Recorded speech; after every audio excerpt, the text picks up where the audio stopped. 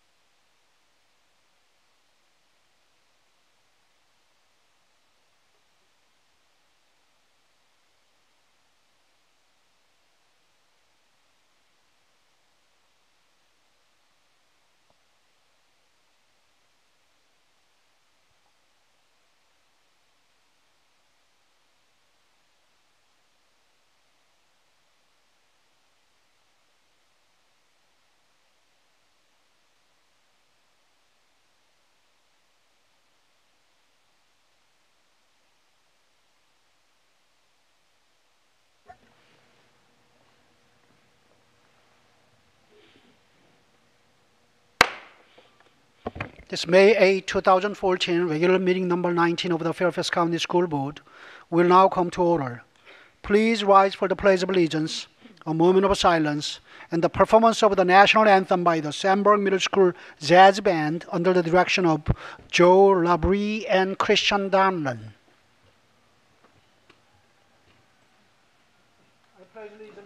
To the flag of the United States of America, and to the republic for which it stands, one nation, under God, indivisible, with liberty and justice for all.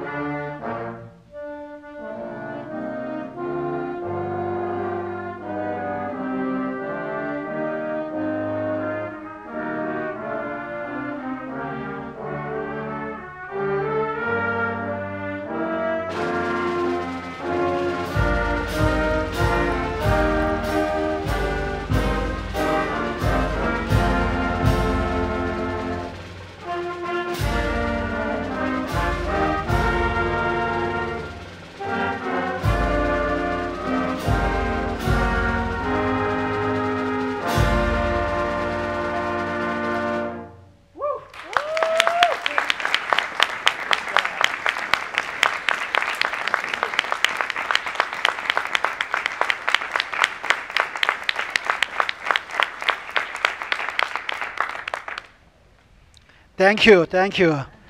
There was a Sandburg Middle School jazz band under the direction of Joe Labrie and Christian Donlan. Mr. Moon, if we could thank all the parents for bringing your children out tonight. It was a wonderful performance. So thank you.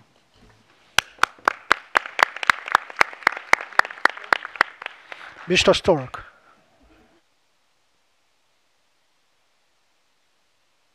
And I just wanted to really thank the parents because we have an amazing pyramid band program, and these folks represent that very, very well. So I just wanted to acknowledge that and thank the parents for their involvement with this great program. Thank you. And I want to thank the school board member representing that particular pyramid as well.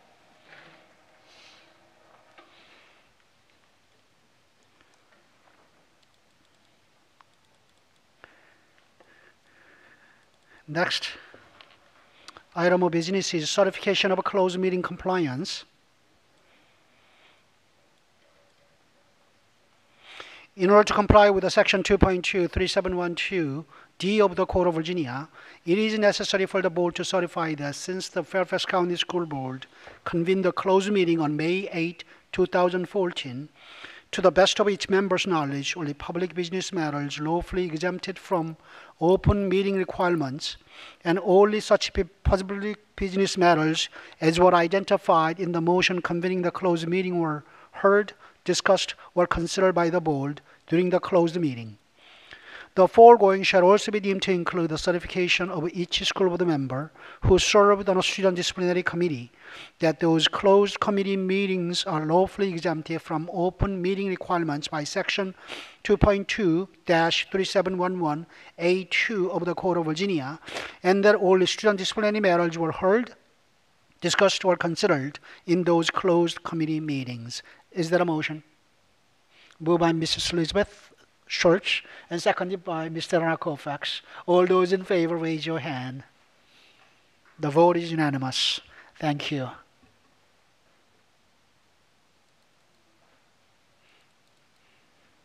Next, we have announcements. A few announcements before we continue tonight's meeting. If you would like to access tonight's agenda and relating meeting documents, you can do so by going to the FCPS website, select School Board, and then Upcoming Meetings and Agendas. The meeting is also being streamed live on the FCPS website homepage. Click on Watch School Board Live. If you have signed up to speak before the board during citizen participation, please turn in 16 copies of your remarks at this time to the Deputy Clerk sitting in the section to my right. If you would like to review a copy of the agenda and an agenda item that is being discussed tonight, that information is also on the table by the auditorium entrance. Please turn off or silence your cell phone. Is there any Boy Scout in the audience? If not, let me first call on Mrs. McLaughlin for the first announcement, to be followed by Mr. Ash for the second one. Mrs. McLaughlin. Thank you, Chairman Moon. Before I give the proclamation, I do want to first say that as a board member and a parent of this public school system, I'm very proud to work alongside my colleagues and being led by our superintendent, Dr. Garza, who has recognized that one of the most important things that we can do as a school system is to recognize and promote the mental health and well-being of each and every child in our public schools. It's paramount to enabling each and every child to be successful in his or her life. And so this proclamation makes me extremely proud of what we represent here in Fairfax County and Fairfax County Public Schools. So due to the announcement of the Fairfax County Board of Supervisors proclamation of May 8th, 2014 as Children's Mental Health Awareness Day, therefore, in recognition that the well-being of our community's children has a profound, immediate, and lasting impact on the community as a whole, and that a child's mental and physical health are intertwined and must be nurtured and protected, the Fairfax County Board of Supervisors has proclaimed May 8th to be the Children's Mental Health Awareness Day in Fairfax County. Children's mental health issues are real and treatable and occur with much greater frequency than many people know. Fairfax County residents and Fairfax County Public Schools recognize the importance of having a strong network of mental health services for children, youth, and families in our community that can provide support and help to those in need. Fairfax County Public Schools supports this proclamation and urges all to pause and pay attention to our children. From that first step, help can follow. Thank you, Mrs. McLaughlin. Mr. Ash for the next announcement. Children's Book Week is May 12th through 18th. Children's Book Week, a national celebration of reading, storytelling, and book-related events, observes its 95th anniversary in 2014 and is the longest-running national literacy initiative in the country. Established to promote higher standards in children's books, the week grew to involve librarians, publishers, and booksellers. Nationwide, author and illustrator events are take place each year, and the Children's Choice Book Awards, the only national child-chosen book awards program, are announced during the week. Thank you, Mr. Ash. Next, we have a resolution naming the Governor's Health Sciences Academy at West Potomac High, and let me call Mr. Narcofax. Thank you, Chairman Moon. I would first like to recognize tonight Mr. Hardison's family and friends and colleagues that are in attendance, so you may raise your hand or stand, whatever you prefer.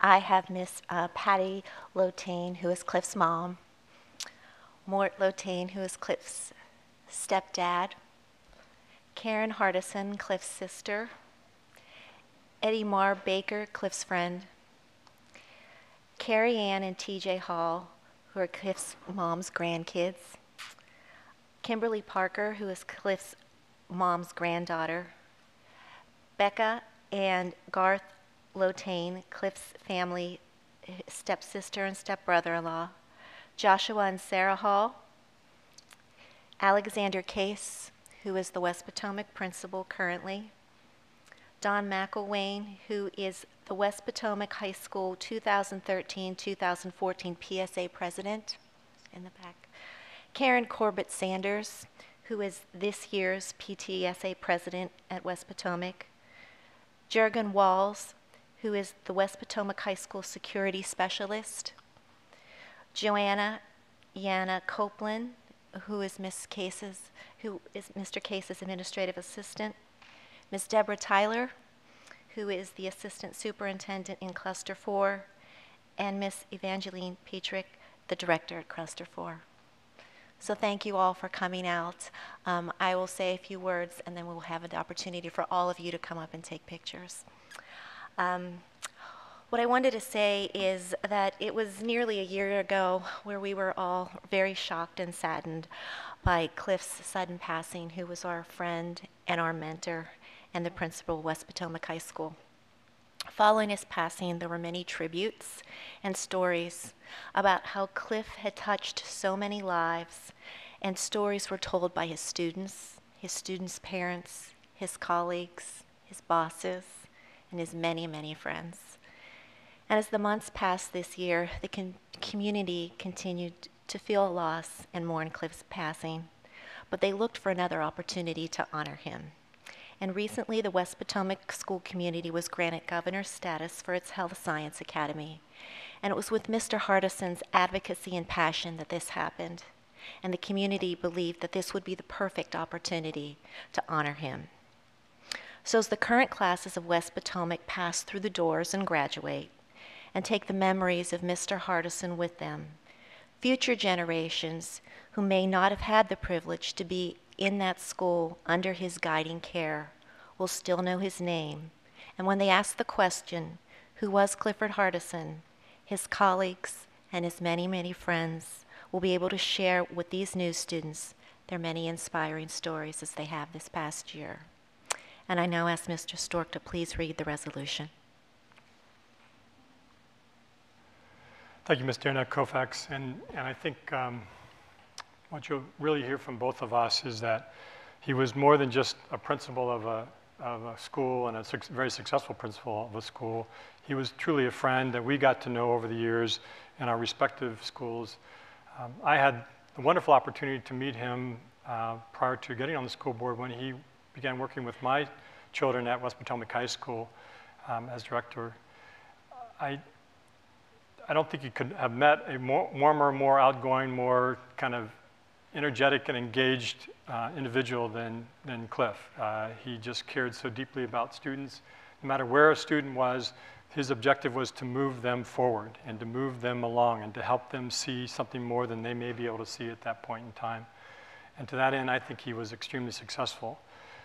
He wasn't afraid to take risks, and that's part of what I particularly appreciate about him. I think that's part of what we need in our school leadership, is somebody who's willing to step out there, maybe sometimes a little further than others were comfortable, but as a result of that, I think he clearly moved the conversation along, and he clearly allowed us to see some of the advantages and some of the opportunities that it creates when you do that. And particularly, I think, challenged not only me as a school board representative at times, but particularly the community to be everything that it could be. And in West Potomac, you have a community that clearly prides itself on being better than average and willing to work and willing to challenge itself and push itself to do just that. So it was a great relationship, a great marriage of somebody who clearly believed deeply in mastery learning and having every child reach their full potential, and a community that truly believed the same thing about its students and wanted to do likewise.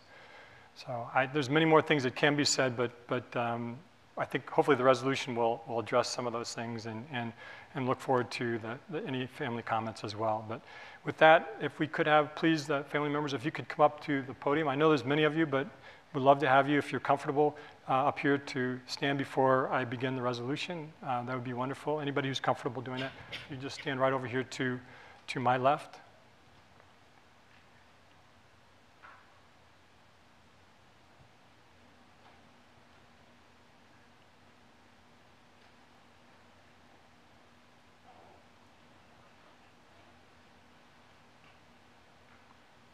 Thank you.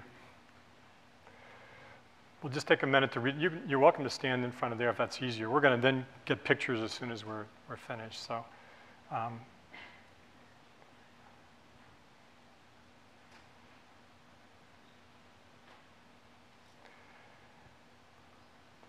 because of Mr. Hardison Cliff's untimely passing, we're doing this in a way that doesn't make any of us feel good about it, but it's an opportunity to recognize somebody who truly made a difference for so many of us. And I know, as Mr. Kovac said, we are very pleased to have that opportunity.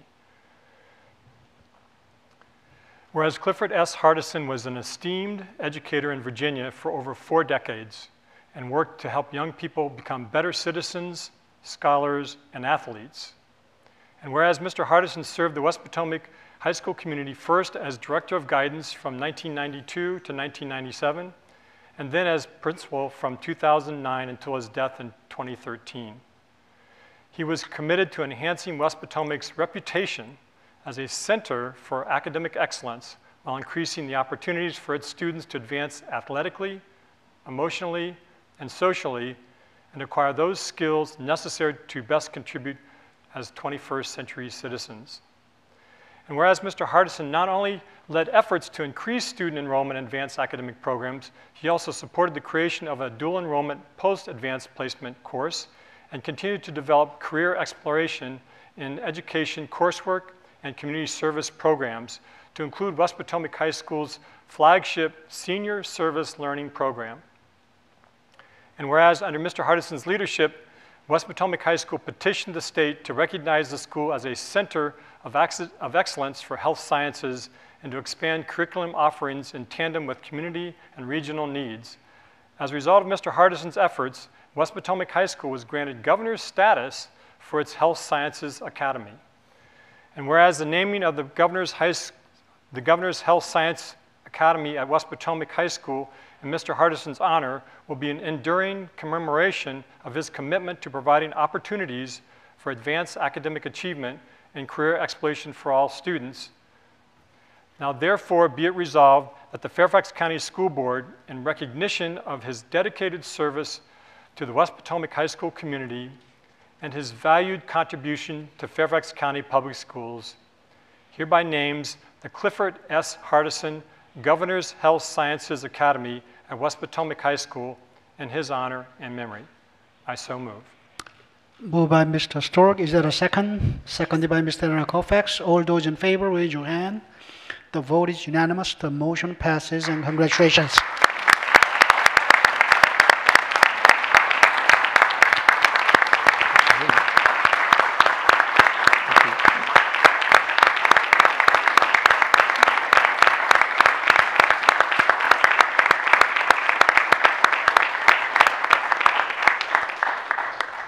We would like to get two pictures, the first with the school board and the family members, and then we'd like to get a picture with anybody else who would like to be part of the picture and recognition for Mr. Hardison's, the naming of West Potomac.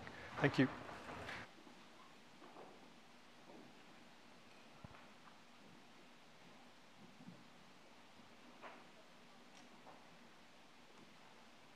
Stand up in front of the, yeah.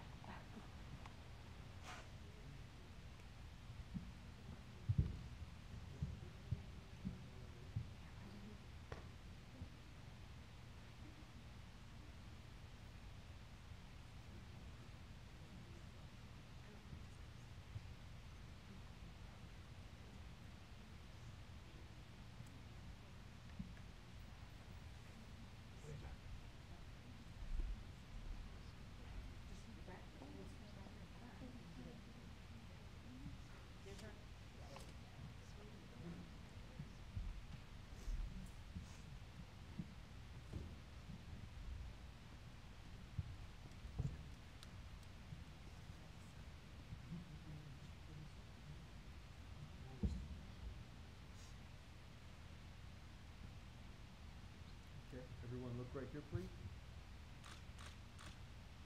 Thank you very much. And now, Stanley and Brian. Friends, anybody else who would like to join us, please?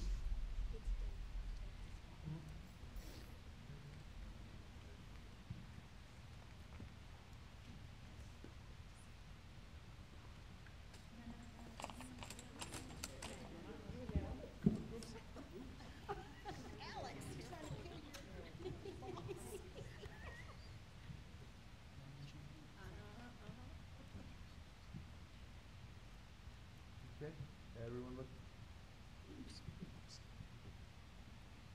Let's slide over. There you go. Everyone look right here. Count three. 1, 2, 3. Thank you very much.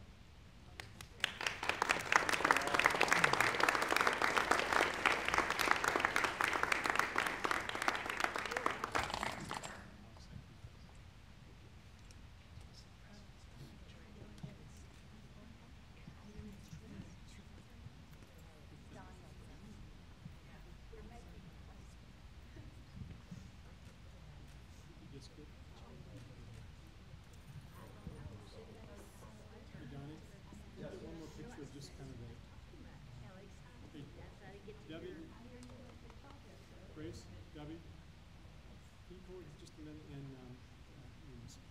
just look at the picture, please. You're welcome to, we want to get the family name and just if you don't mind. Here, yeah, I'll take it.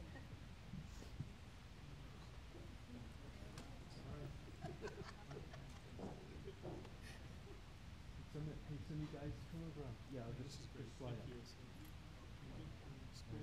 Wait, Mr. Case, Alex. Alex. He's coming. Did we miss anybody in the school?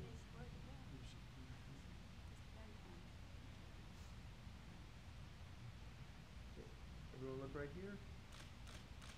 Thank you very much. Thank you very much.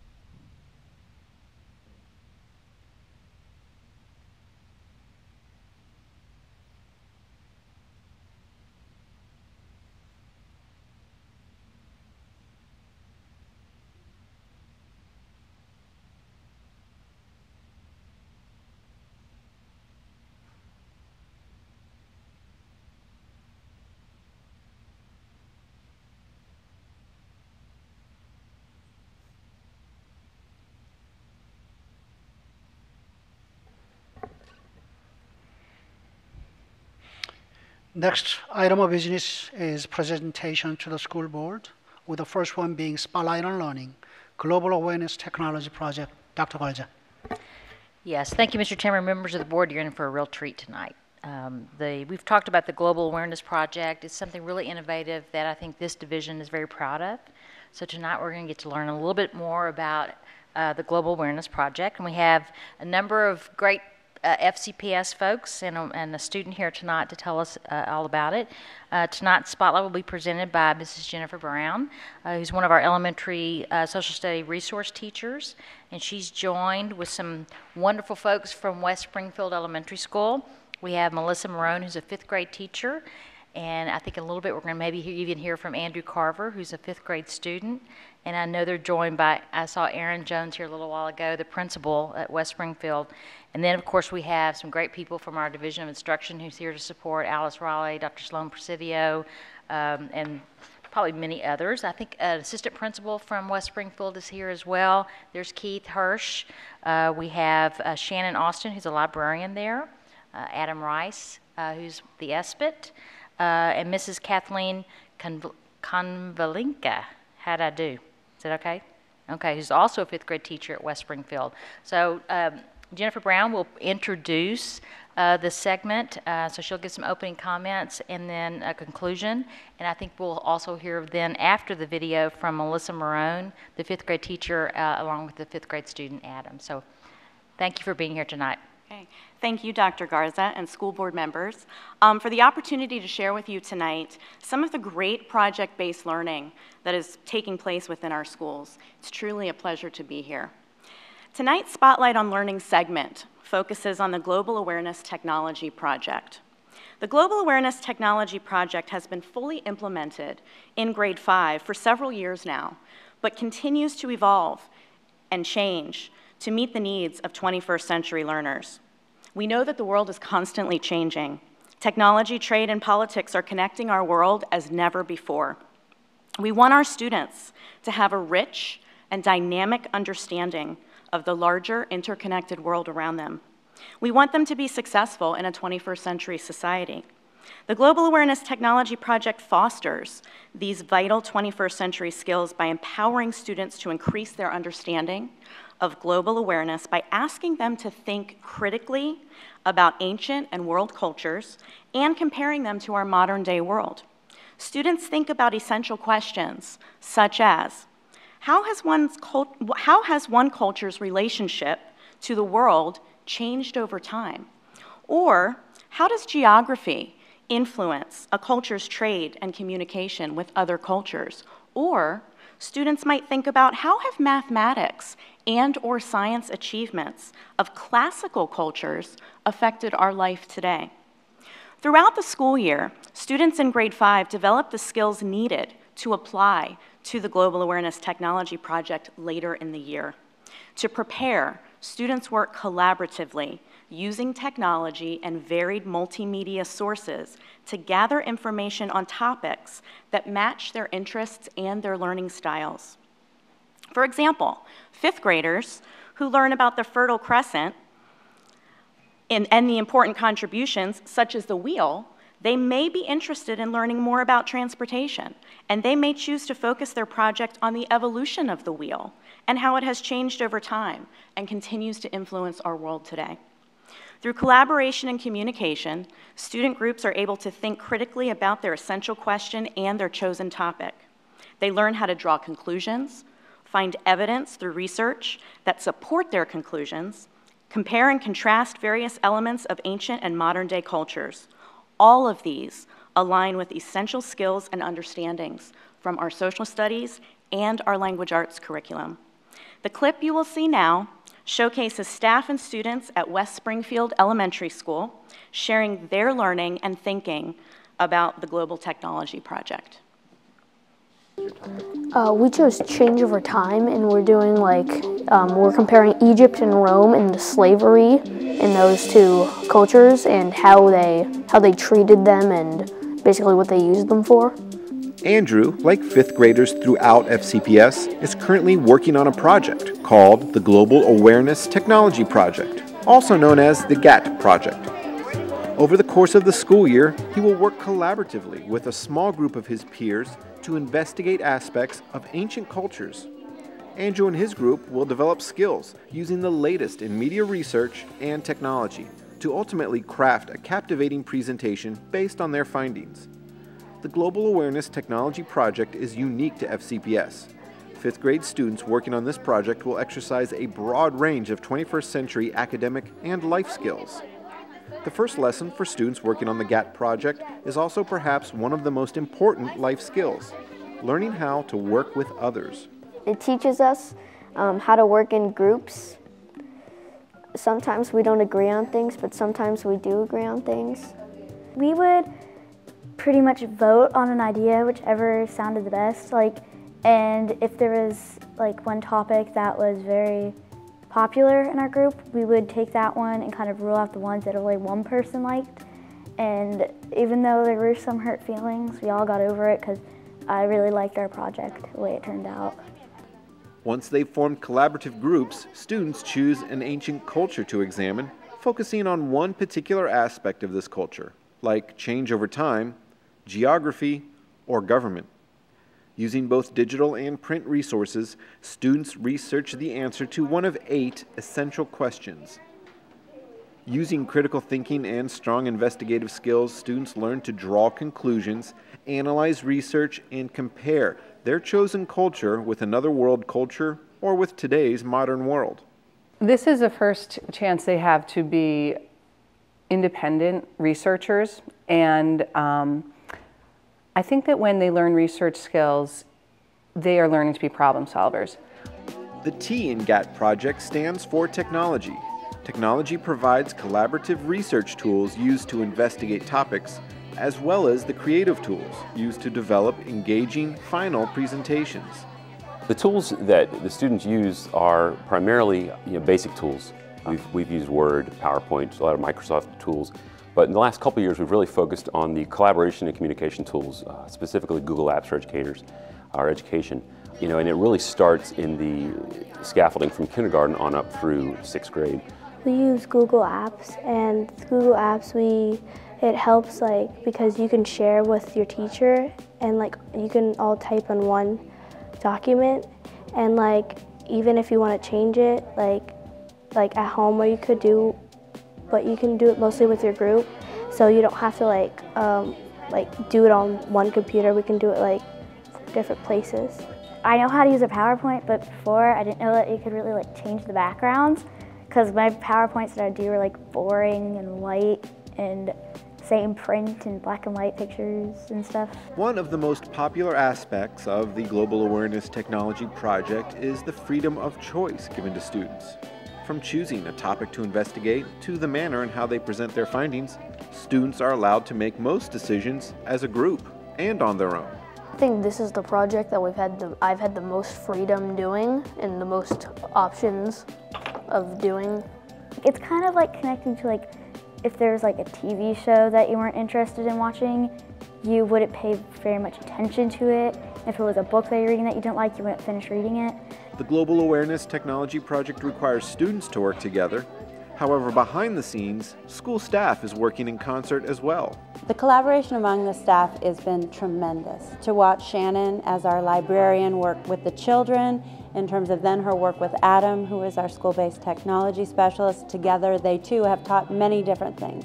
The most important part goes back to the classroom teachers who follow up and teach those ancient cultures that match the technology skills that they're putting together and using with the ability to use the media resources that we have in the library. It's definitely a collaborative effort with all of the staff members from kindergarten up, the kids just developing their understanding of the essential questions or critical thinking and using technology. It's amazing what we all do, and everybody's a part of it. As you can see from these snippets of final GAT projects, students are applying the academic and life skills they've learned throughout the year and are demonstrating their learning through 21st century technology. Most importantly, they're having a great time doing it. It's very, very powerful to watch those faces walk in, scared, kind of big faces that go from, and then this happened, and then this happened, and then you turn around and did you know that? Go tell that team. And so that whole communication and the essence and the spirit of what this is about has truly been phenomenal.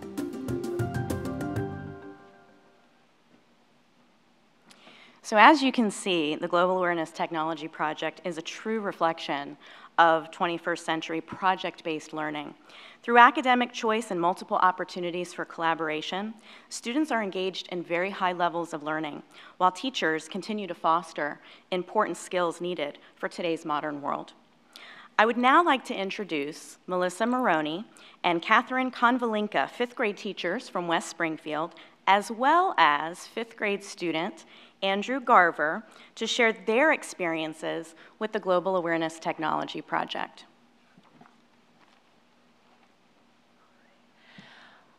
Imagine on the first day of school, a kid walks into your classroom with a Minecraft t-shirt, braces, rainbow loom necklace, and can barely shake your hand. And by the end of the year, they are capable of organizing questions of inquiry around a topic of their choice, effectively using databases, library catalogs, and websites, scouring sources to see if they are usable and credible, taking effective notes, citing sources in MLA format and creating a bibliography, organizing a presentation, working with classmates to present information creatively, and thinking deeply to draw conclusions and make judgments about ancient history and how it relates to our lives today. That's a pretty impressive resume for a 10-year-old. So it has been so rewarding to watch the growth of our fifth grade students. Each of these skills puts students on the path to a successful college career and develops them as 21st century thinkers in the workforce. They also learn the handshake.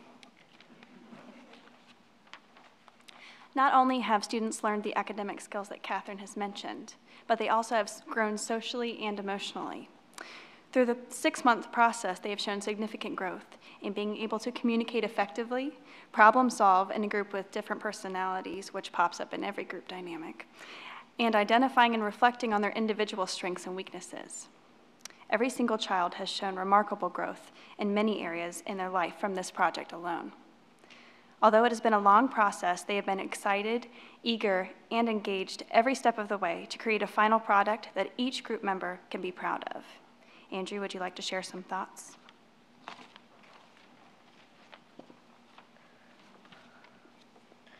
Our project is on comparing slavery in ancient Rome to slavery in ancient Egypt, specifically focusing on which treatment is more brutal to the slaves. We selected our topic by choosing an essential question, change over time. We decided that we were all interested in slavery from learning about the Civil War last year. We wanted to see what it was like for slaves in ancient cultures before the Civil War happened to see what life was like. The best part about the GAP project was researching and reading the different books, because learning all the different information was interesting. For example, we wouldn't have known that during the ancient Roman times, their faces were tattooed so that they would know which slave belonged to each owner, which is like tagging animals today. I think that it has been good at some points and challenging at some points. We work really well together, and then there are points where we stop working because we don't know what to do next. We worked through it by assigning jobs to each other. Then, we would all stop and talk about what we did. If someone was having trouble, we would help them. Overall, the GAP project has been a good experience, and I'm glad we did it.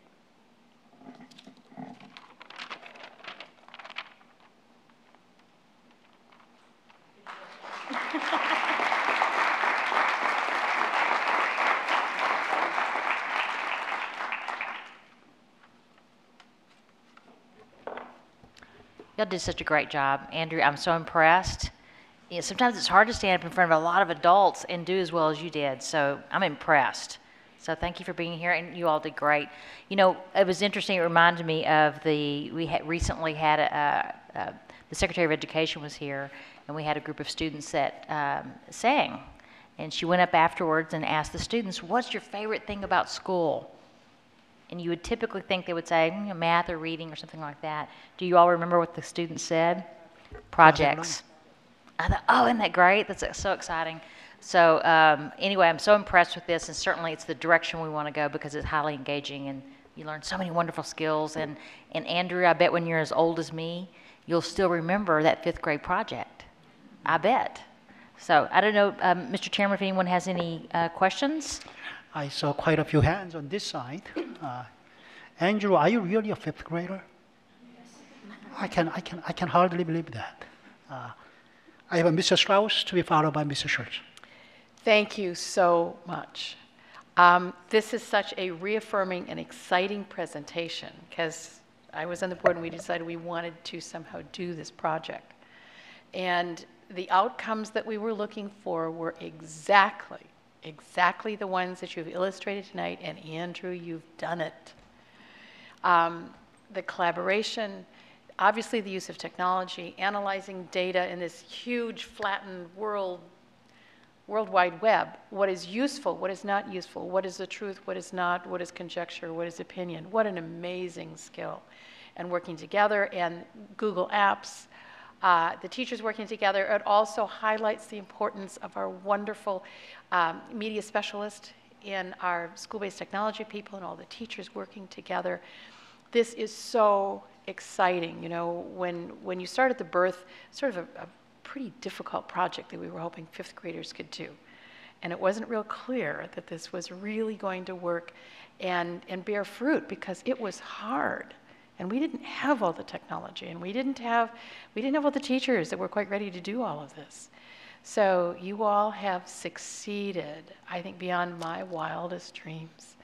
Very, very exciting, and you're right. I would love to see a lot more of this. We need to create time in our school days to do this because this is exactly what grown-ups have to do every day in their jobs. Exactly. Thank you very much. This is just so reaffirming that we are going in the right place in the right direction. Thank you. Next, Mr. Schultz to be followed by Mr. McKelvey, Ms. Hines, and Mr. Elena Colfax. Well, just having been down recently to my school, West Springfield Elementary, I was thrilled with not only the presentation by a teacher, and were you the teacher who was presenting that night to the PTA?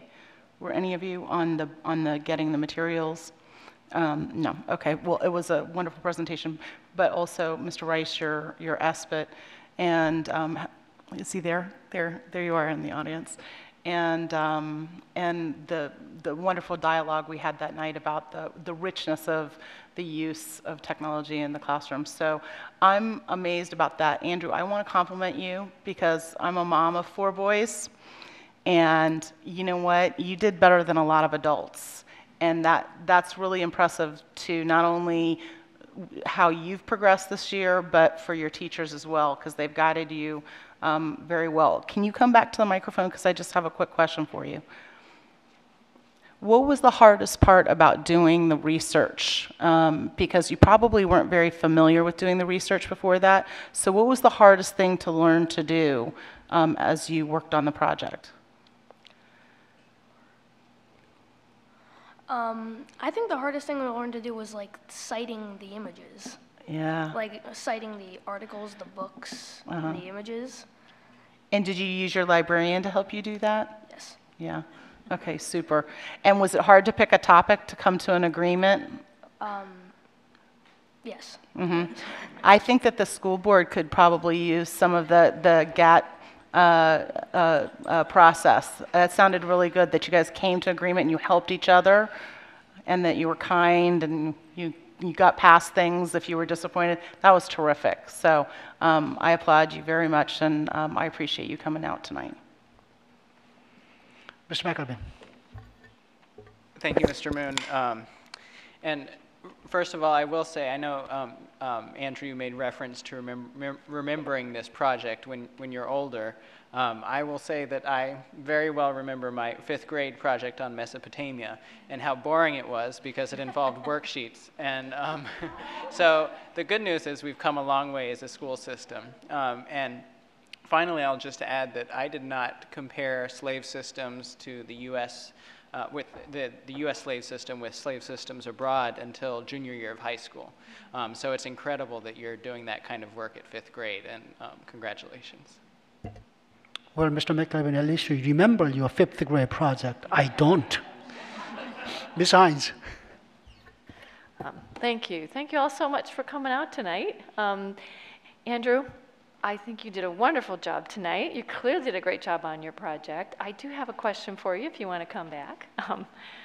I wanted to ask you, how much of this was your choice, the student's choice? How many decisions did you make along the way?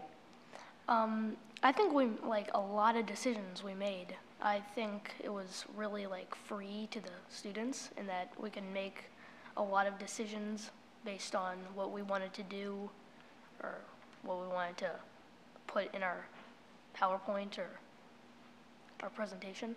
Good. So what you were motivated to do, you were able to make choices based on your motivation. Okay. And you feel proud of your product? You think it turned out well? All right. Yes. Well, good. I'm sure it did.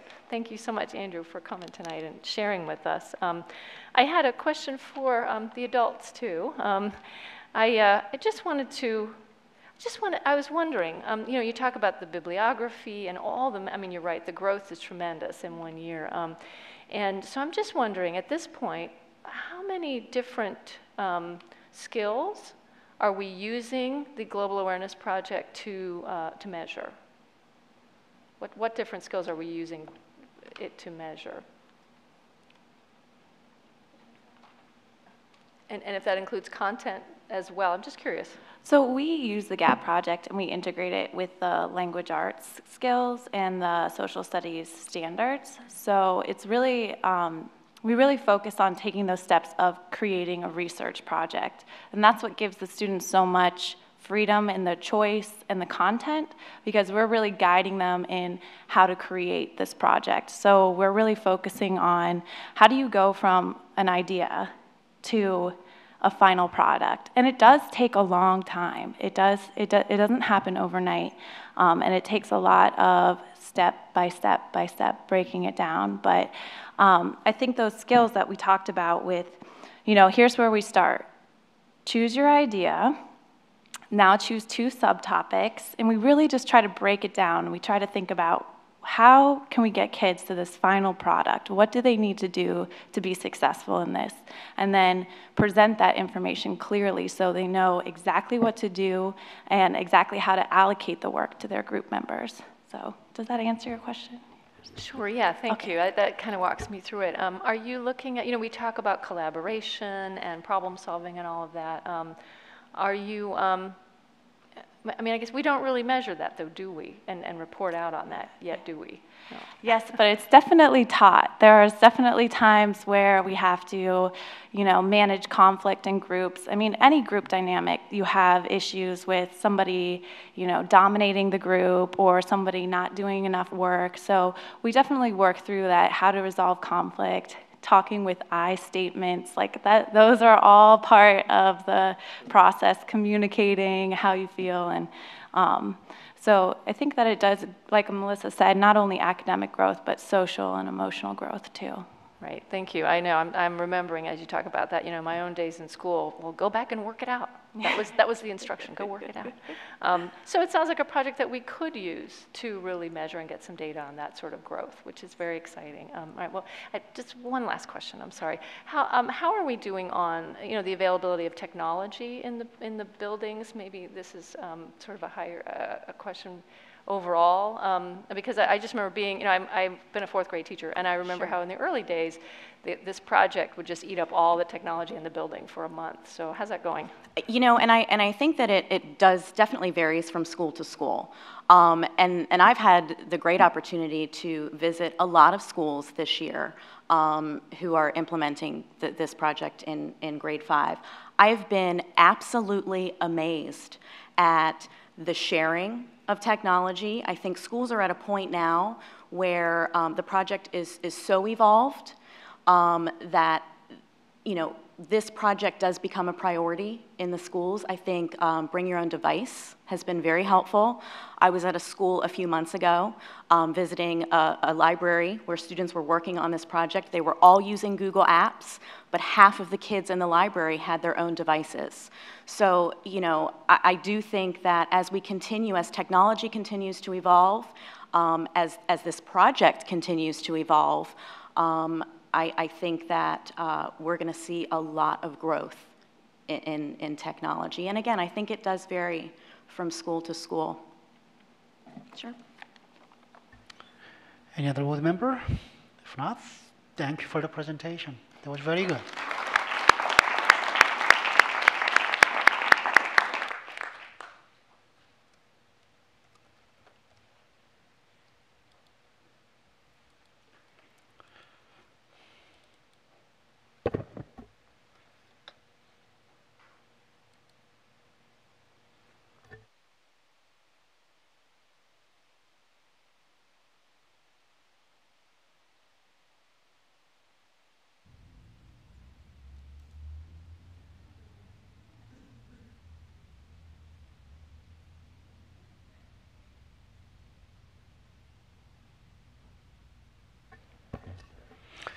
The next item of business is a citizen participation. The Fairfax County citizens who would like to address the school board should arrange to be placed on the speakers list by signing up online at www.fcps.edu or by calling the school board office at 571-423-1075.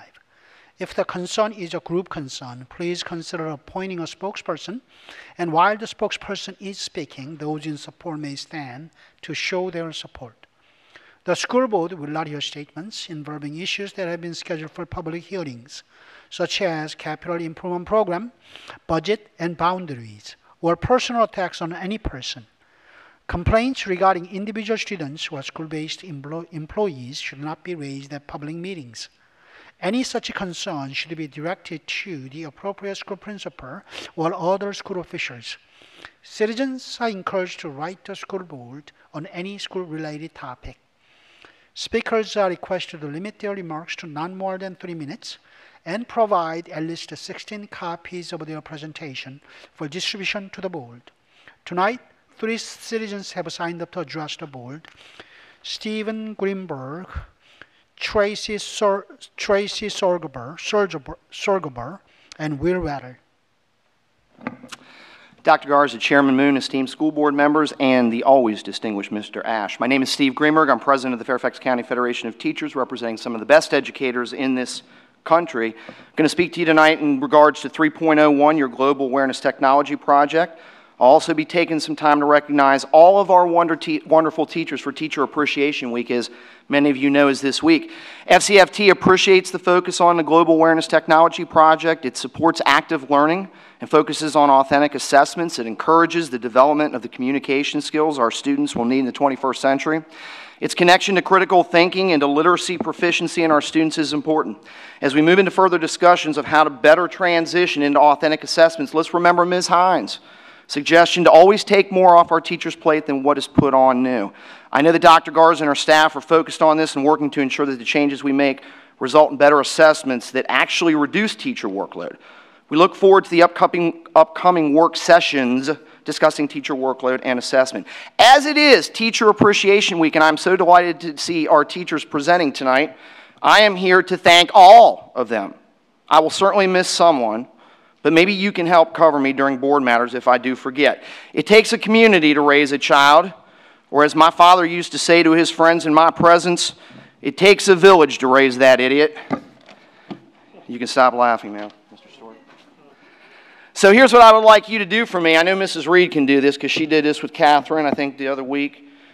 As I recognize a group of people who are important teachers to our children, I would like you to say rock or rocks. FCFT members, all 3 people in the studio also can join us too. All FCPS teachers and employees, rock. Early childhood teachers and care providers, rock. Public librarians, rock. Community center staff, rock. Parents, grandparents, aunts and uncles, all family members, rock. Coaches rock. Mentors rock. Tutors rock. Faith leaders rock. Boy and Girl Scout leaders rock. Senior retiree volunteers, veterans, police and firefighters, you all rock. School board members, you rock. You don't think you teach people, my goodness. Dr. Garza rocks, Andrew rocked tonight, and Cliff Hardison rocks forever. Thank you all from FCFT. When we remember that we are all in this together and our focus is always on children, we can achieve great things for everyone. We all win. Something to consider over the next few weeks. Thank you for your time and your service this evening. Have a good night. Next speaker is Tracy Sorgober. Good evening, Dr. Garza, board members. I'm afraid my presentation is a little less ebullient, but I come here speaking on the same topic that you've heard a lot about this evening, which is technology in the classroom and reading for our children. I have proposed to donate 400 Kindle e-readers to my local elementary school in order to enable a after-school program reading where the children can take e-readers such as this one. It's very small, it's touchscreen, it's easy to use, it's easy to maintain, and they can take it home with them and they can read any of the books that they desire. One of the things I found that is a major obstacle towards children reading is they pick up a book like The Hobbit and they go, oh my gosh, there's like hundreds of pages. I can't read hundreds of pages. And I noticed that when I gave my 9-year-old The Hobbit on a Kindle e-reader, suddenly she was through the book and she was out talking to me about it, and one of the best parts was she would highlight the words that she didn't understand, and it would immediately display a dictionary definition for it. Moreover, it would save that word to a vocabulary list, so that therefore if she wanted to take it to school at the Bring Your Own Device program and ask her teacher, these are the words I'm struggling with when I'm reading, can you help me? That gives Ms. Salvati, who's her teacher and a wonderful teacher, a springboard to start working with her. When I was a child, I remember that one of the big things that ever enabled me to get through high school and go to college and everything else was the fact that no matter what happened in my life, I had an endless supply of books.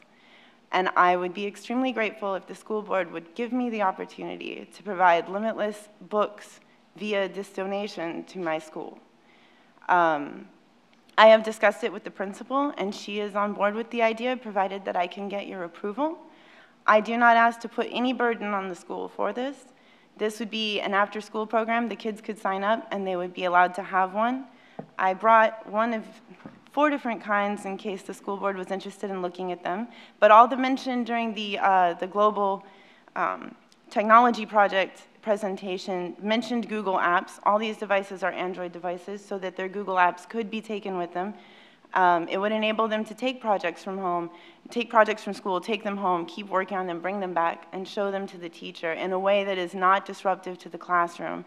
These limit the amount of games that can be played on them, and they do not present nearly the same hazards to a school's network. I work in IT, so I'm very cognizant of viruses and network security, and of course, if you're going to have anything that a student plugs into the network, you want to make sure it's safe. And these devices provide what I see as the best possible opportunity for our children to have unlimited access to reading and at the same time advanced technology that would benefit them in the long run. Thank you. Thank you. The next speaker is Will Whaler.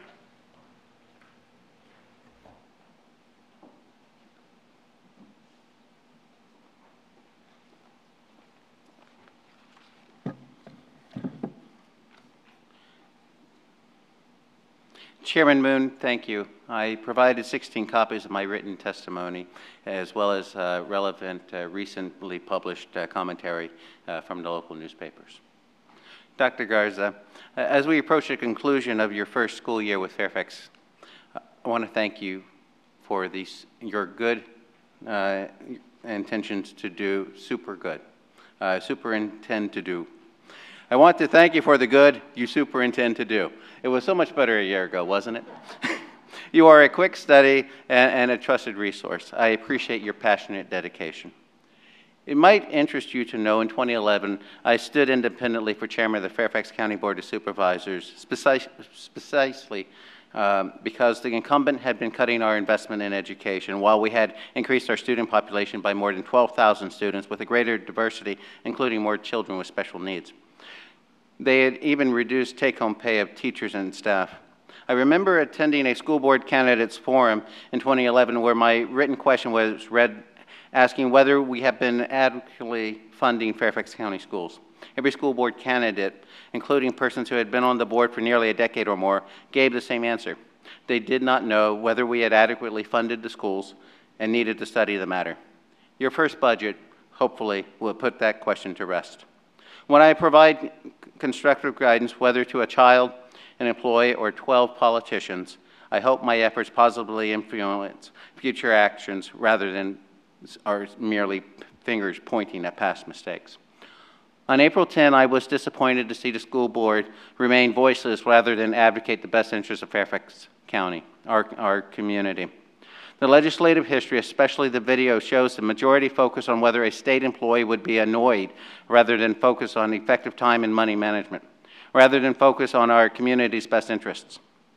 It appears from your public discussion, Dr. Wright sought to silence the voice of the people at the local level while improperly speaking for the voice of the people at the Commonwealth level. Her duty is to facilitate the request. It is unethical for her to prejudge a decision for the Virginia Board of Education. When I, as a private citizen, spoke with members of the Virginia Board of Education, including President Chris Bromley, they did not prejudge the case and did not indicate any annoyance. According to Fairfax County's January 2014 demographic report, 67.4% of Fairfax County households have an annual income of $149,000 or less. This means it would take every dollar for 2 out of 3 homes more than 2 years to pay for the 2 hours on Wednesday, June 25th, rather than Monday, June 23rd. No board member challenges the waiver request as not being reasonable. The standard established in Virginia Code Section 22.1-95 remains whether you have done everything reasonable, not everything possible. The majority of you made a mistake. Next time, please speak up for Fairfax County. Thank you. Thank you. Thank you. We now have a student representative matters, Mr. Ash. So continuing in my series of, as we approach the end of my term, my series of various issues I see as a major problem for students. Fitting with tonight's theme is technology in the classroom and technology in education as we move forward.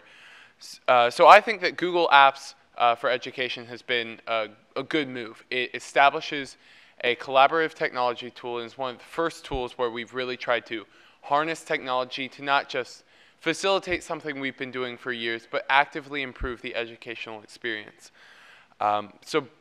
Looking beyond that, the general world and the education world seems to be moving more towards online everything, so online textbooks, online classes. We really need to start, and this once again, this is prefaced with the as soon as we have available funds that we can funnel towards it, which may not be for a few years, but we should always be cognizant of the fact that the world is moving whether we move or not. So that means online classes. I've taken an online class this year, and though the system worked in what it didn't necessarily harness technology.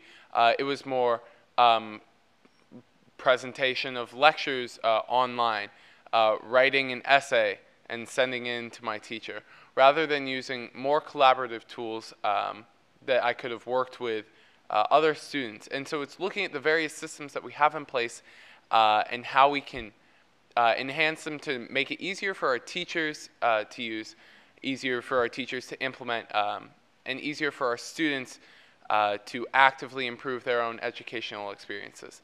As for online textbooks, I used an online textbook, 2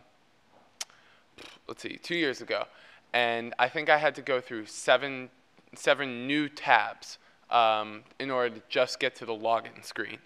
And then I had to go through a couple more just to get to the actual textbook. And that was for one textbook. And the manufacturer had set up so that if I had another textbook from that same system, I could conveniently just switch textbooks. But we're a county that uses a variety of textbooks from a variety of different publishers to get the best resources from our students. And what that ends up meaning is that you have 5 different logons for 5 different online textbooks, if that is how many you have. And as our society moves to an increasingly paperless society, we find ourselves making it harder and harder to make that call to buy paper textbooks when they'll just become obsolete as soon as the next edition comes out the next year, when we could keep them updated with online textbooks. So one general idea is just to try to come up with a way to work with manufacturers to make a better system that, and we're a big enough county to where we can pull manufacturers to actually work together to improve the experience and actually consolidate all those resources into one place so that students wouldn't have to go looking for every textbook. It would all be in one place. Again, using technology, working together, a skill that has seemed to come up quite a bit in these 21st century discussions in order to improve the educational experience in an increasingly technological society. Thank you. Thank you, Mr. Ash. Next item of business is confirmation of action taken in closed meeting. This is the portion of the meeting where the board will confirm any action regarding issues that were discussed in the closed meeting. These issues may include action taken regarding students who have been recommended for expulsion by the division superintendent. Board members have discussed each individual case, and at this time, we'll make several motions to confirm the recommended action. The first motion comes from Ms. Hines. Thank you, Chairman Moon. I move to deny the school reassignment appeal of a student who sexually assaulted a student at school and to confirm the disciplinary decision of the division superintendent. Is there a second? Second. Seconded by Mrs. Smith. All those in favor of the motion, raise your hand. Stork, Velkop, Reed, Hines, Moon, Delana, Koufax, Smith, McElvin, Evans, and Strauss opposing. McLaughlin abstaining. Church, the motion passes. We have a three-member committee report from Mr. Velkop.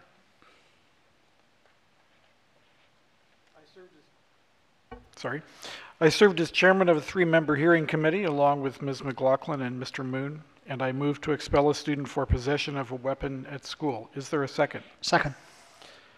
All in favor say aye, or Aye. raise your hands. Yep, that's 2. All opposed? That's 1. So the motion passes 2-1. Thank you, Mr. Velkop. That concludes the confirmation of action taken in closed meeting, and then we will now go to consent agenda.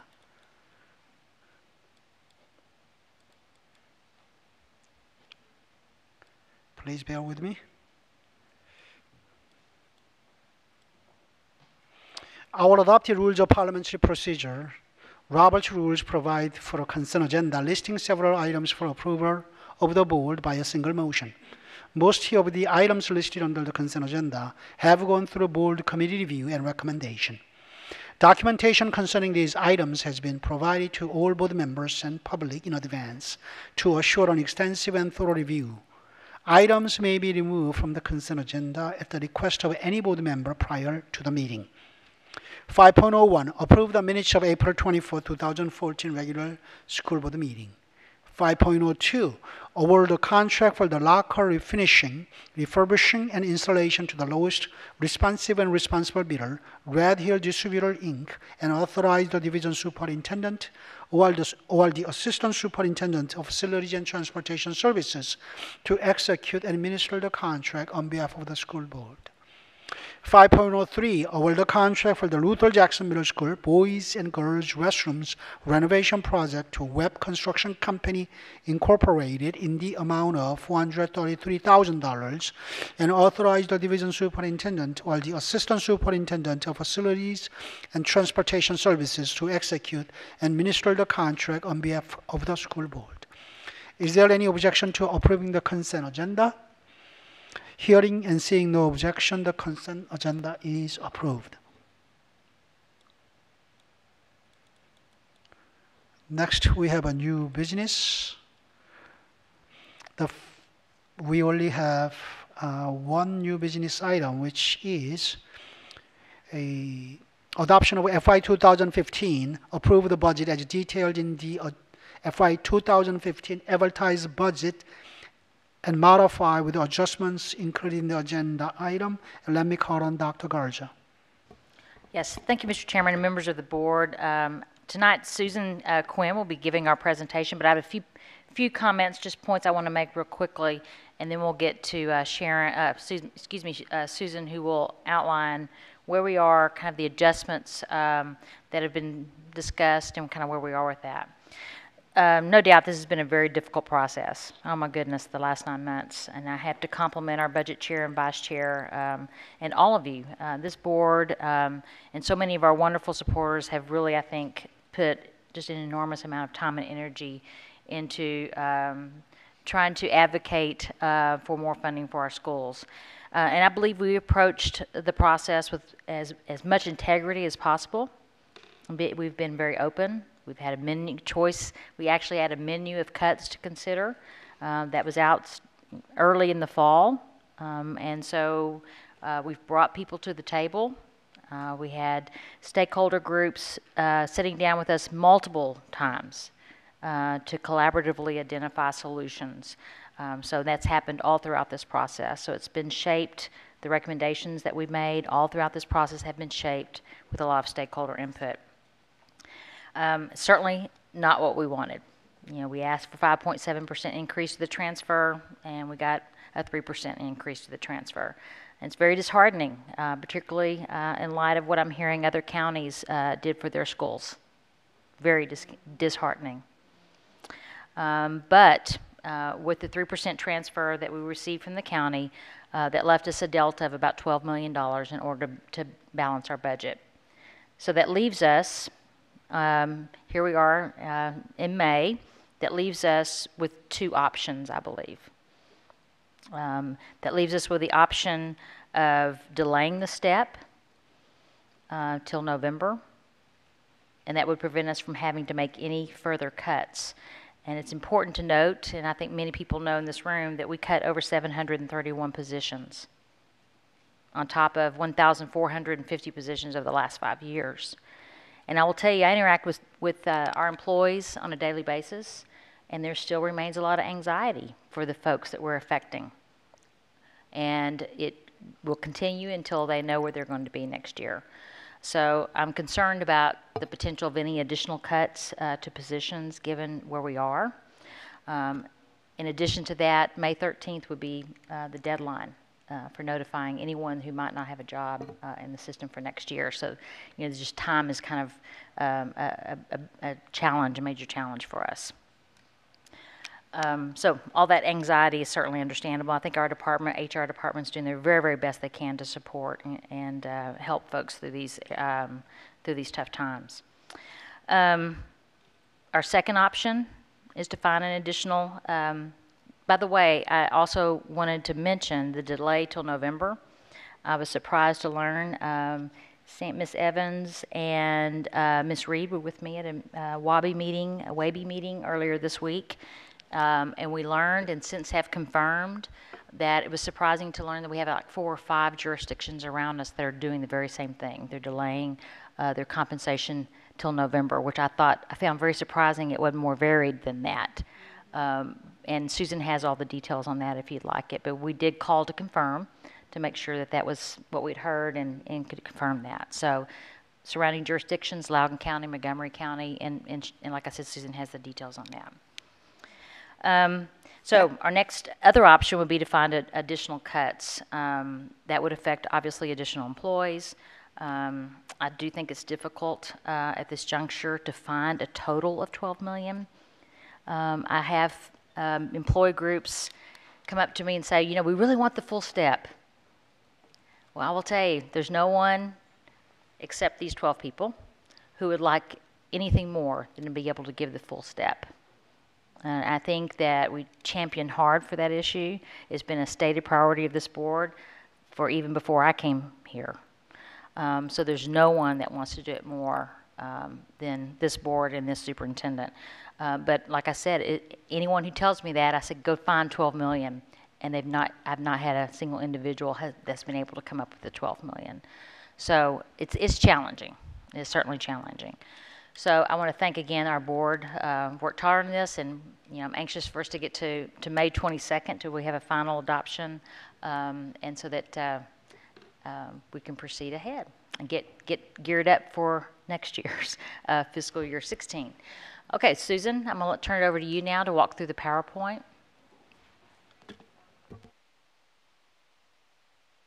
No? Oh, here it comes. Thank you. All right, we're in the home stretch, right? This process started back in last September.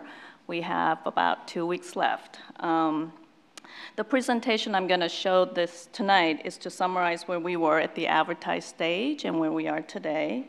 And most of this information was shared with you last week at the Monday's work session, but I did want to go ahead and review it again for the benefit of our community and our viewing audience. So, kind of looking back to our advertised budget, just as a reminder, we had significant cost drivers in our 2015 advertised budget, many beyond our control.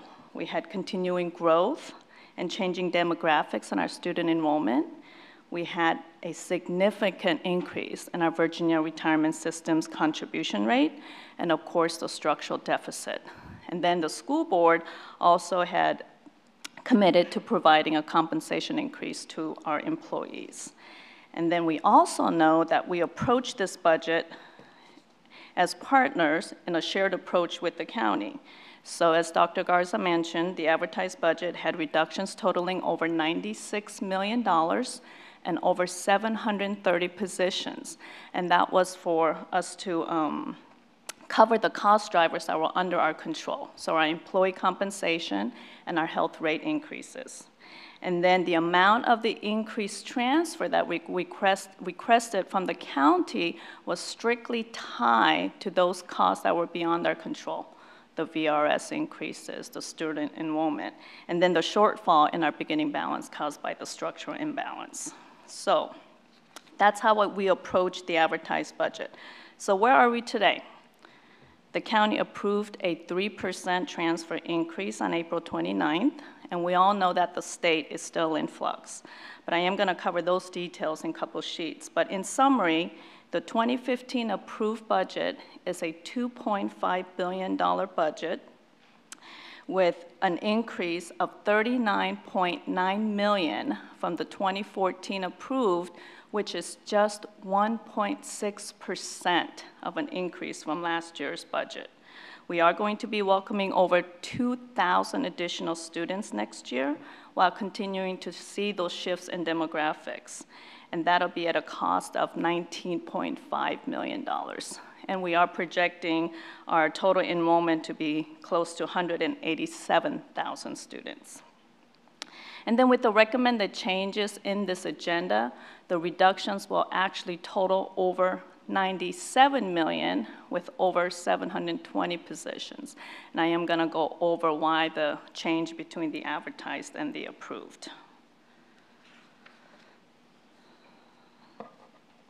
So the next two slides will summarize the adjustments since the advertised budget. First, the revenue adjustments. As you could see, the 3% increase in the transfer results in a decrease of $46.6 million from the advertised budget. And again, while the state budget is not yet adopted, we are projecting an increase of $30 million based on the budget recommendations by the governor and the amendments that have been passed by the House of Delegates and the Senate. We are also increasing the sales tax projections by $2.1 million, and that's based on the recent receipts as well as the revised projections from the state to reflect the anticipated impact of the Amazon sales tax bill. So next year, there is going to be sales tax on those purchases made through Amazon in the state of Virginia. There is a slight decrease in the Fairfax City revenue, and that's due to enrollment changes and the overall expenditure adjustments to FCPS. And lastly, a recommendation to eliminate the test fees for AP and IB courses. So that brings our approved revenues to $2.5 billion, which is $19.5 million less than what we had at the advertised stage. Okay, so those are your total revenue adjustments in the 2015 approved budget.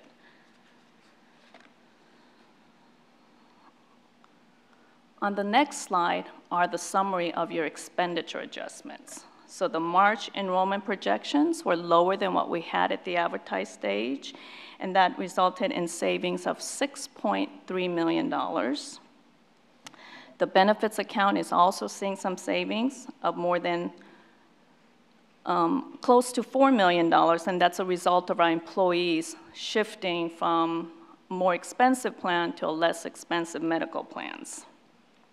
And then as part of the SR&R update, which you will receive on Monday, we are recommending adding a position at each of our high schools to support the in-school suspension. We are also recognizing further savings in our utility accounts by $1.8 million, and this is anticipated through our energy conservation savings initiative. If you recall, earlier in the year we had signed a contract with Synergistics, which they will be working with our staff to identify some energy savings initiatives. And the 1.8 is approximately 50% of the initial savings projected by the consultants. And any additional savings that we would recognize if it materializes will be recognized during the quarterly reviews in FY 2015. And then item E is to restore reductions to our assistant principals in our small schools. The combined impact of the multiple reductions in our small schools had a significant negative impact, so this will help mitigate some of those reductions in our small schools. And lastly, the recommendation is to delay STEP until November of 2014, and this would save $10.4 million. But however, there would be an additional requirement in 2015 as a result of delaying the STEP in 2014.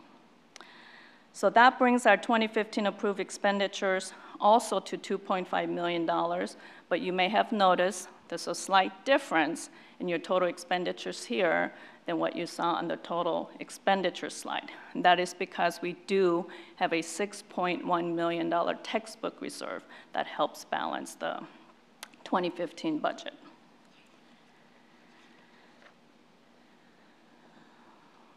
Now, kind of talking a little bit more about the STEP implementation. So again, the cost of STEP for 2015 would be $30.6 million, and that would have a $10.4 million requirement in 2016. Majority of our teachers, 97% of them, and many of our instructional assistants will receive their STEP in November, which is a 2-month delay.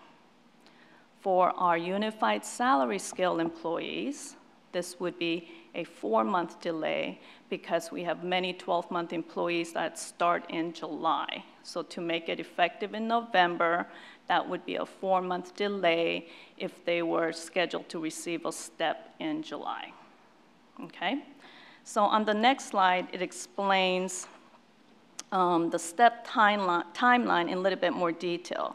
As I mentioned, the top 2 lines, the teacher scale and the instruction assistant scale, you could see that both of those line items, the folks that are on those scales will receive their STEP in November. And for our teacher scale and our IA scales, they are scheduled to receive their STEP at the beginning of their contract period. That's why majority of them will have that 2-month delay. For all other employees that are on the US scale, their STEP increase is awarded on their anniversary date. And the anniversary date could be different from one individual to the next individual. So as you could see in the example, for employees that have anniversary dates in July, their STEP increment will be provided in November. So that's the 4-month delay. For somebody with an anniversary date in November, will be waiting until March to receive their STEP. And then for those employees with anniversary dates of February and beyond, the STEP will be granted in June. We wanted to ensure that all employees at least receive their STEP by the end of the fiscal year. So those employees with anniversary dates toward the end of the fiscal year will all receive their STEP in June. Suzanne, I just want to reiterate, that's the way we've always done STEPs. for our employees that are not our teachers and not our instructional assistants, all our other employees, they've always received their step on their anniversary date. So that piece is not new. It's just been a while since there's been a step, so some people may not remember it. So I really appreciate this chart. And the reason in my mind, has to be delayed is to keep it equitable. So the same delay applies to everyone across the board, except if you're at the very end and you won't have to wait as long because we need to get it in the fiscal year. Yeah. So I just wanted to reiterate those 2 And points. we are working with HR, trying to come up with some communication plan on letting employees know how do they find out when their anniversary date is, because it has been a while since we've done steps. So folks are like, when is my anniversary date? So we are trying to get that information into Lawson U Connect so people can look up their own anniversary dates. So on the next slide, it's just a preliminary look into 2016. I know we're not quite done with 2015, but we do need to kind of start looking into next year. So again, as I mentioned, this is very preliminary, and it's really for planning purposes for 2016. As you could see in the county transfer, it does show an increase of 3%. That's what the Board of Supervisors adopted on April 29th. In their 2-year budget plan, their guidance was to increase the county transfer by 3%. We do anticipate a slight increase in our state aid and sales tax for 2016 at $10 million. And then we are anticipating that there will be a shortfall in beginning balance. The 2015 budget is being balanced with a $48.5 million beginning balance. I don't believe we're going to be able to make up all of the $48.5 million. So there is a shortfall projected of $20 million, bringing your revenue projected total to $43.1 million. Now, going down your expenditure line items, there are some required adjustments as well as some optional adjustments. So for membership growth, we are anticipating another $20 million, and the same growth as FY 2015.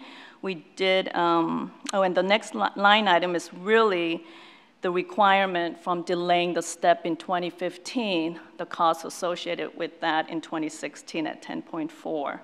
The next 2 line items are really your optional compensation increase line items. We did include another step increase for 2016, as well as a 1% market scale adjustment. And then we do have what we called a compensation-based savings.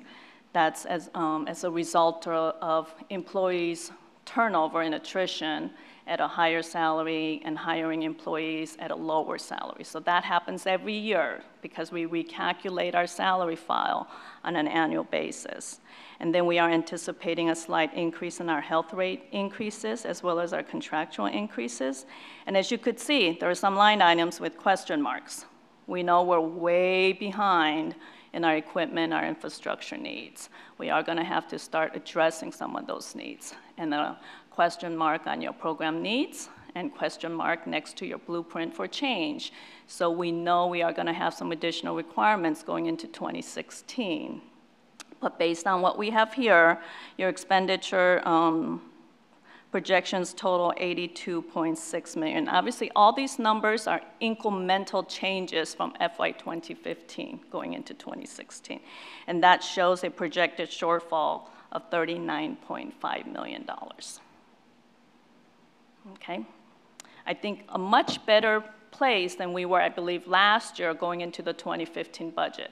But we still know we have challenges going into 2016. And Susan, just to make that point, you know, we are still working on other efficiencies, so we know the work is not done, and we've talked about that quite a bit. So we're still working at it, and we're also talking about our communication strategy moving forward as well. So we'll be thinking very shortly about this next year, this next fiscal year. Yes. And then on the next slide, it's just some important upcoming dates. Tonight, we're presenting the approved budget as new business. We do have budget public hearings scheduled for 13th as well as the 14th if needed, and then another school board work session on the 15th, and that work session is held here at Luther Jackson.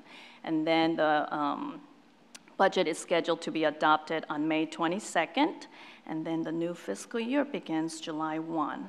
And then I had another bullet here. That's also the date that will start the development of the 2016 budget. And then lastly, the last page just provides a link for our community if they wanted to sign up to come and speak at the public hearings. Thank you. Okay, thank you. I just stated we have a budget work session coming up on May 15th and public hearing. For the public hearing, if you want to sign up to speak, the deadline is on Monday, correct? 5 p.m. Monday? 4:30 Monday. Okay, thank you. Since we have a budget work session on May 15th, I know that there may be some board members who may have some questions or comments. If you could moderate the number of questions or amount of comments you have. Mrs. McLachlan. Thank you. The first question I wanted to check is when I was looking at, I think it's slide 9, where it's the planning for FY 2016, and it says on there, let's see, I guess it actually doesn't tell us on here that it says beginning balance shortfall is 20 million, and that's based on. Obviously, all these numbers are preliminary, and we don't know exactly how we're going to end this fiscal year. But typically, any funds that are available at the end of this fiscal year, we would be setting aside to help balance FY 2016. So what will happen is once we finish this fiscal year, any funds that are available after some of the school board approved adjustments, any funds available we would recommend to be set aside for 2016, because in 2015 we had to use $48.5 million worth of one-time funding to balance the budget. So unless we could come up with another $48.5 million, we will not be able to balance the 2016 budget. So Ms. Quinn, you're basically saying that your anticipation of our year-end balance, which will be available for the beginning balance of the next year, is $20 million less than what it was last year. Correct. So we are trying to project where we might be at the end of this fiscal year, and we don't believe we're going to be able to make up the $48.5 million. The reason I ask is because, right now we're projected 48.5. That's money has already been set aside. Right. Well, either way, that's been set aside, but then when we hit fourth quarter, right, won't we then be seeing what other monies are left over and going to carry over and become part of the beginning balance for July 1? It becomes beginning balance, but we're going to set it aside to use in 2016. Because at the last fiscal year end in 2013, we had approximately $45 million that we set aside. So you're going to see that coming through in 2014 as beginning balance, but also falling out at the end of 2014 because that money's been set aside to help us balance the budget for 2015. I think where I'm just concerned and why I'm asking the question is because people in the public have been asking, we're telling our employees that we can't start our step 2 months earlier. That would be 10.4, right?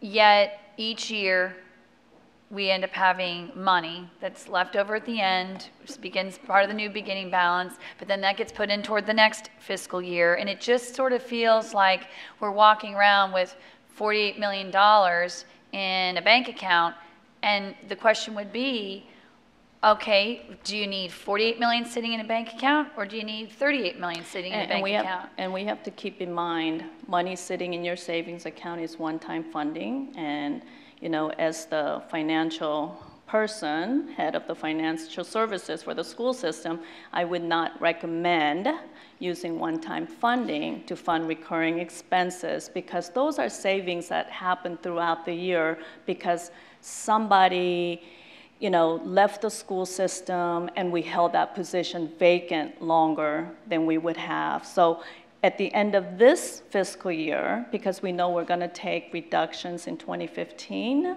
we've held some positions because we don't want to be hiring folks and then laying them off come July 1. So you are going to see some vacancy savings. So at the end of this fiscal year, you're going to see some additional savings as a result of that particular example. But that doesn't mean that money is going to be available next year to fund anything that's recurring. Okay, let me weigh in here a little bit.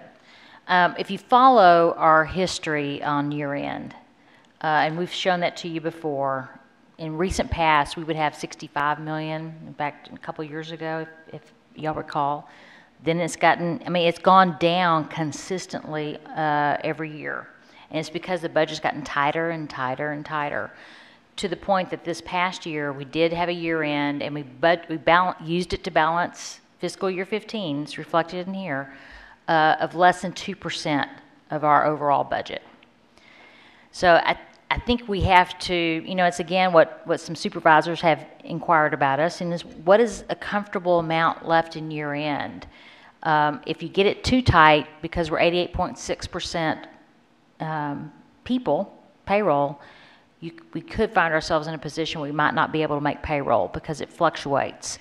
For an example, our monthly, just to give some context, our monthly payroll cost without benefits is about $130 million. Is that right? $180 million.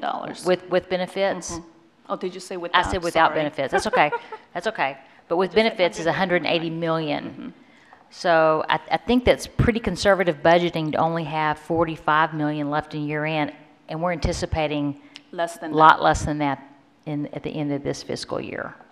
My concern is because these numbers are so massive, I think it's very difficult for most people to grasp. But what is 10 million of 2.5 billion? I mean, so I get the 88% of our budget is compensation, but what's $10 million out of $2.5 billion? Because that's where I feel like here we are haggling around on this number that is massive for any regular household to even fathom, and even small businesses. But we're one of the largest organizations in the Commonwealth of Virginia, and I really am struggling when I think about what we are saying in terms of at a $2.5 billion budget, we promised our employees that compensation would be one of our biggest priorities. We had an extensive cut list that we advertised to our entire system. And we're now coming back and saying we're not considering all those things we advertised where we could find $10 million more to honor our STEP promise, at least to our teachers and those who are on 10-month contracts. So that's why I'm persisting with these questions, because I know we're going to have a work session, but I got to tell you right out of the gate, I guess I'm trying to prompt my colleagues to understand everyone's really prepared to stand before the public and say we couldn't find 10 million. And I'll leave with this one other comment. I was asked as a board member back in February when we were looking at the proposed budget to then send over to the Board of Supervisors in February. And we were asked as a board, let's not play around the margins and debate all the particulars of what will be in the budget. Instead, we'll do that after we know what happens with the transfer. So let's go forward knowing that in some capacity we need this money. And yet now, here we are, we heard at the work session, the request is, board members, don't play with the budget. So I'd like for anybody who's listening to understand, I don't even understand. When was this board ever going to do its work in governance to help our superintendent say, this is what best reflects our values as a community, and there are things that were on the cut list, there are things that we can consider, and I'm going to just ask my colleagues again, do not walk away and say, oh, there's nothing more to do. We want to make everybody feel good. There are things that we can do to adjust this budget that wouldn't necessarily cause people to lose their jobs. But we have to be thinking about where we're spending our money. And I've said one of them already. AP and IB test fees for middle and upper income students, when Montgomery County doesn't do it, and I don't see the justification for it, that's $4 million right there. Thank you, Mrs. McLaughlin.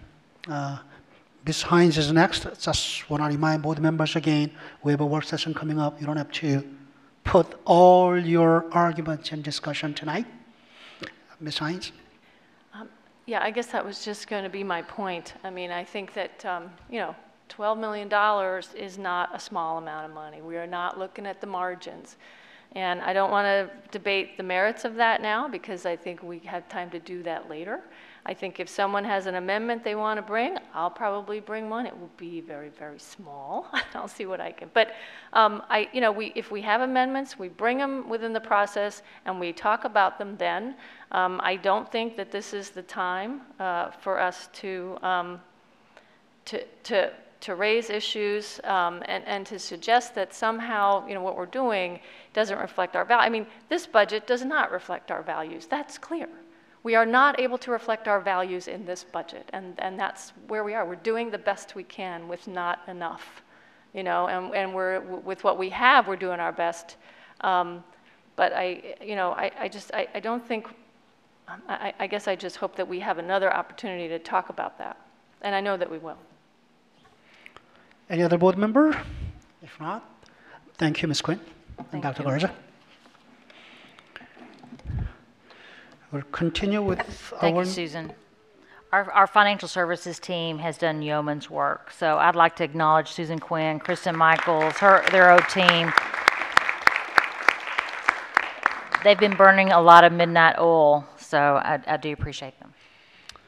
Well, Dr. Garza, you don't have to go away. It's now Superintendent Matters.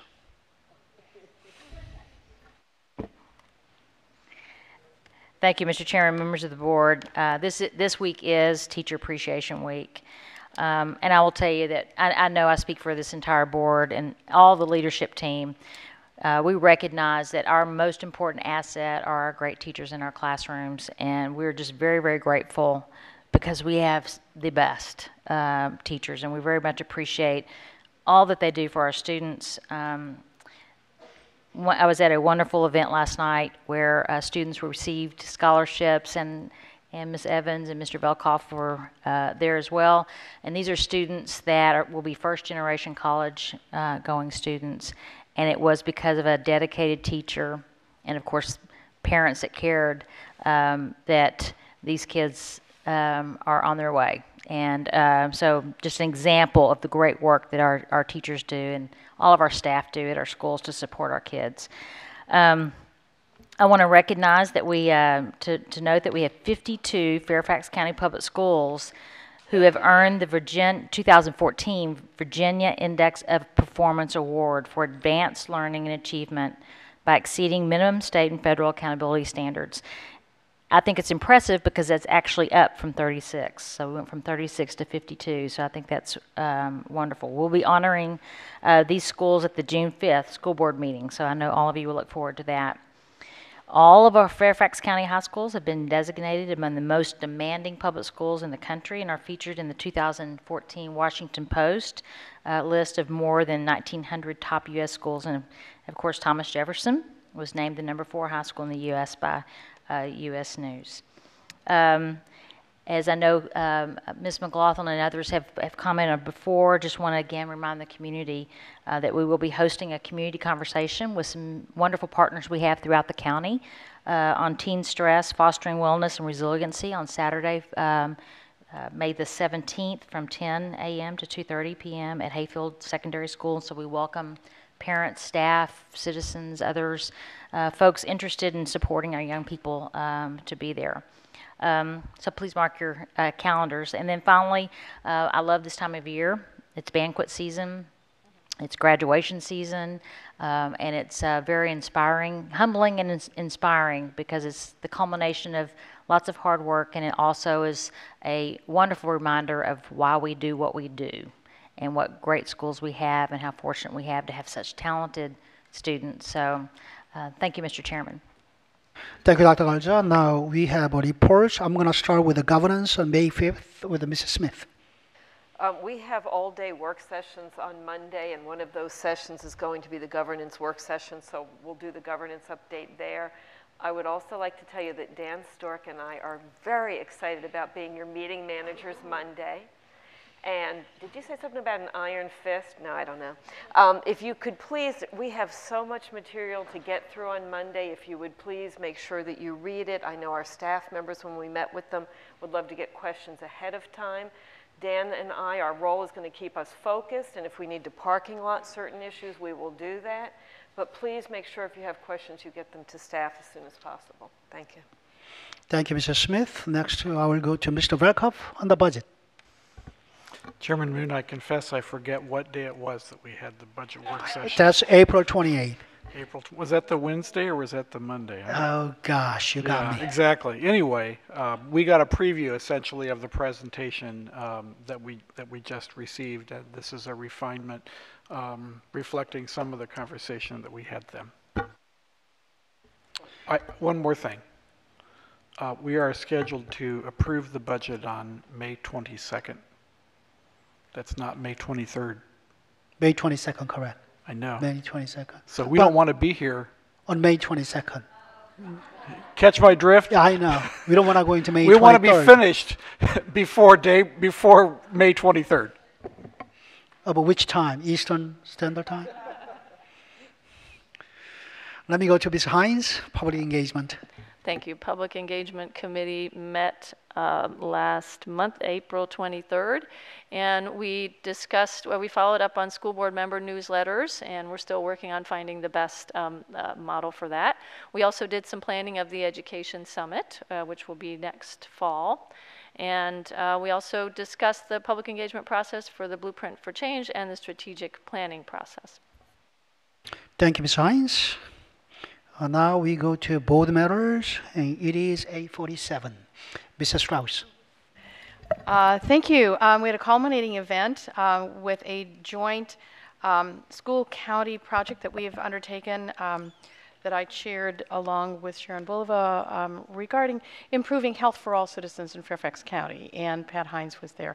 The bottom line is, as policymakers, we need to remember that as the decisions we make, there's health concerns in all policies. And from the school perspective, we were talking about greater opportunities for children to walk to school, to have safe paths, and then to create from the Board of Supervisors in whatever land use and zoning to create friendly, walkable, healthful communities. It was a very powerful meeting. And thank you, Ms. Hines, for coming. I really did appreciate that.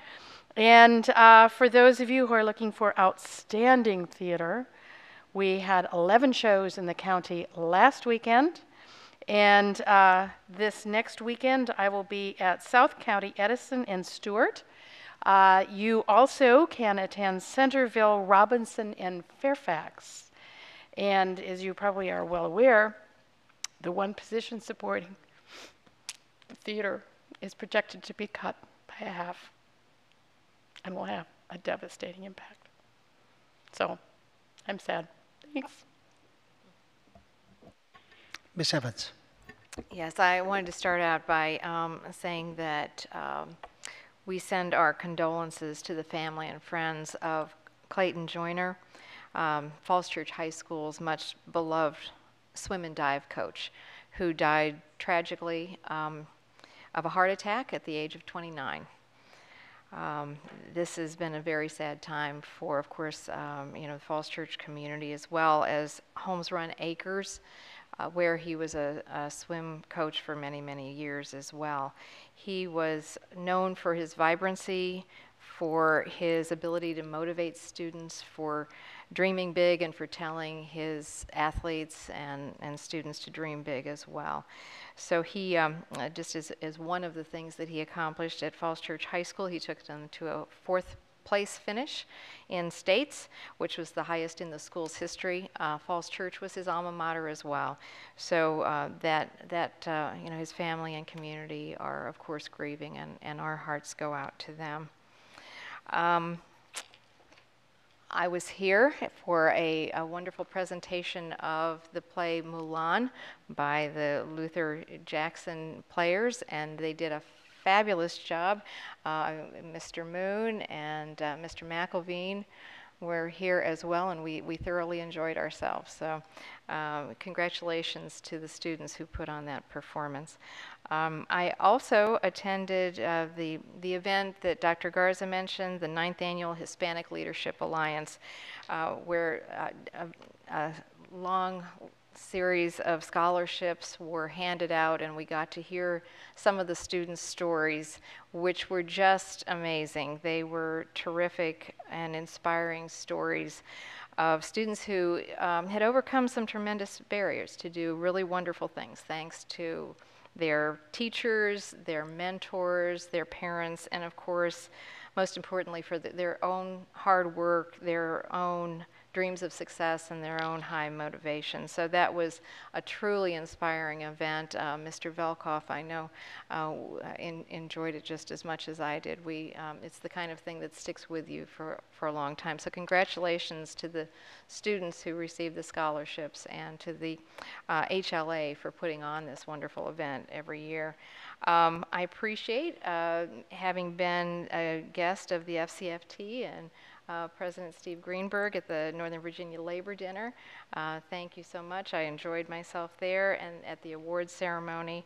And I will look forward to seeing everyone at the Teen Wellness and Stress Summit, which I think is an important event as well. Oh, and I would be remiss to all of our teachers. Of course, this is Teacher Appreciation Week, and this is certainly one of the most important things that any of us can say tonight is just that we thank you all for your dedication, and we know that you are the core of what we all do, and the reason that we are all here to support our students and to support you. So thank you so much for everything that you do every single day. Mr. Schultz? So I do want to thank FCFT for giving both Mrs. McLaughlin and myself the opportunity to come and hold a workshop for some of our educators last week. I think it was an exceptional workshop, if I do say so myself. And it was wonderful to focus not only on some of the stress that our students experience in the classroom, but some of our educators as well. And so I think that was well attended, and I appreciate the opportunity to teach at that workshop.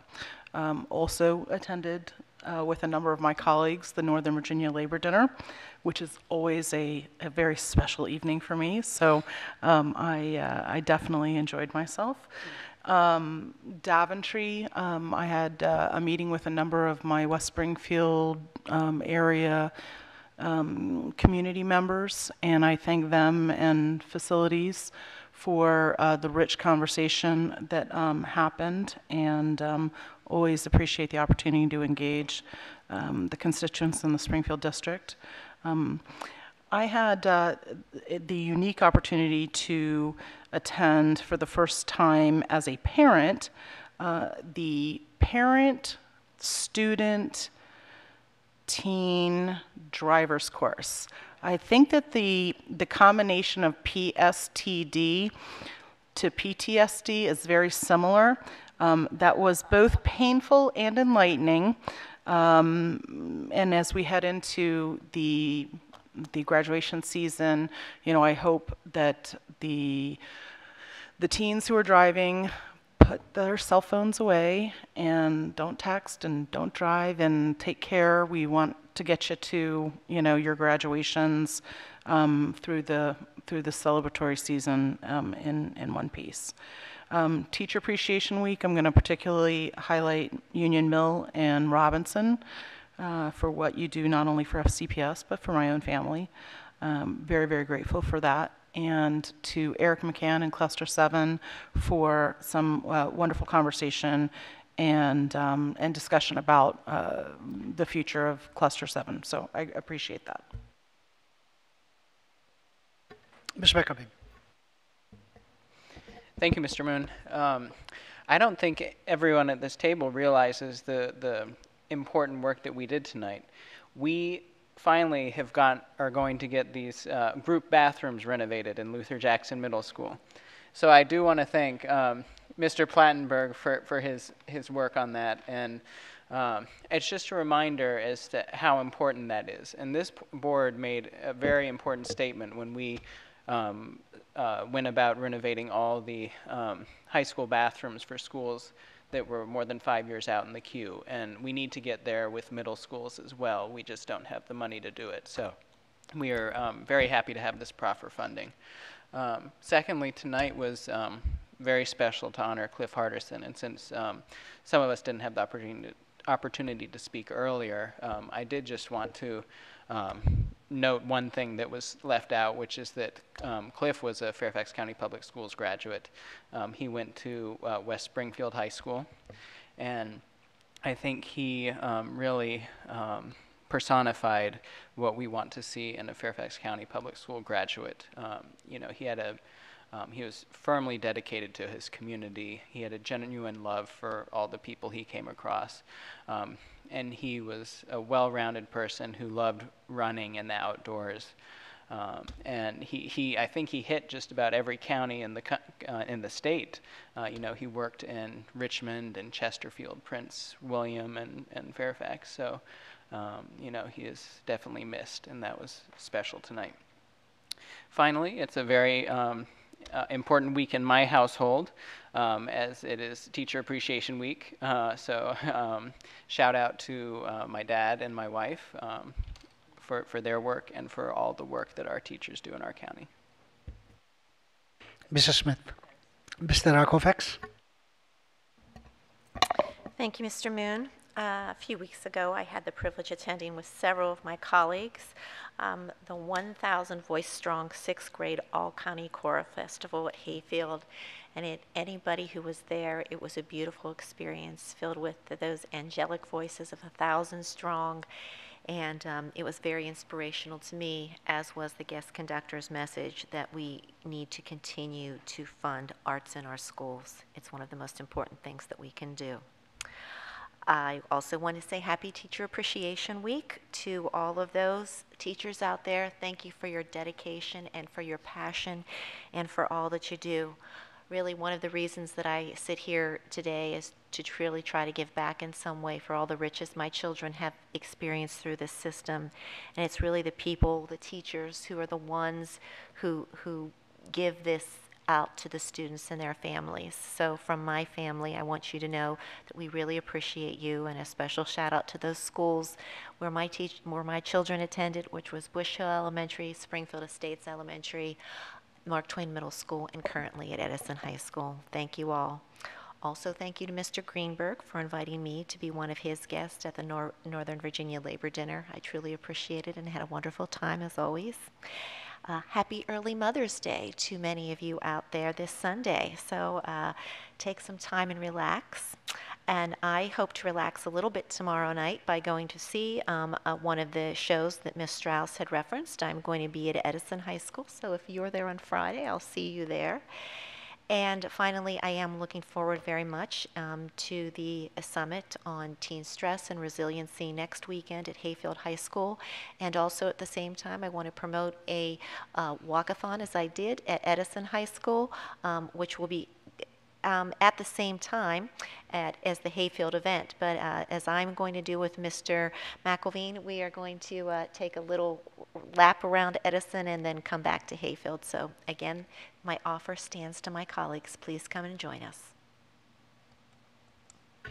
Mrs. McLaughlin. Quickly to echo support to what Ms. Schultz said, it was a pleasure to participate in the FCFT workshop with their members and to really talk about how we can improve the resiliency of students and staff and things we can do to improve the workload for teachers and for students. So it was a really great dialogue to have with them. And it sort of ties into then a meeting I had a few days later on Friday, May 2nd, which was over at Woodson with the Woodson Assistant Principal Adam Edinburgh, and the Minds group that's been doing the pilot at Walt Whitman High School on teaching mindfulness to students and reduction of stress. And I'm very excited to report that they've pulled it all together, and Congressman Tim Ryan from Ohio will be coming to speak on Monday, June 9th, and they've reserved the Woodson Auditorium.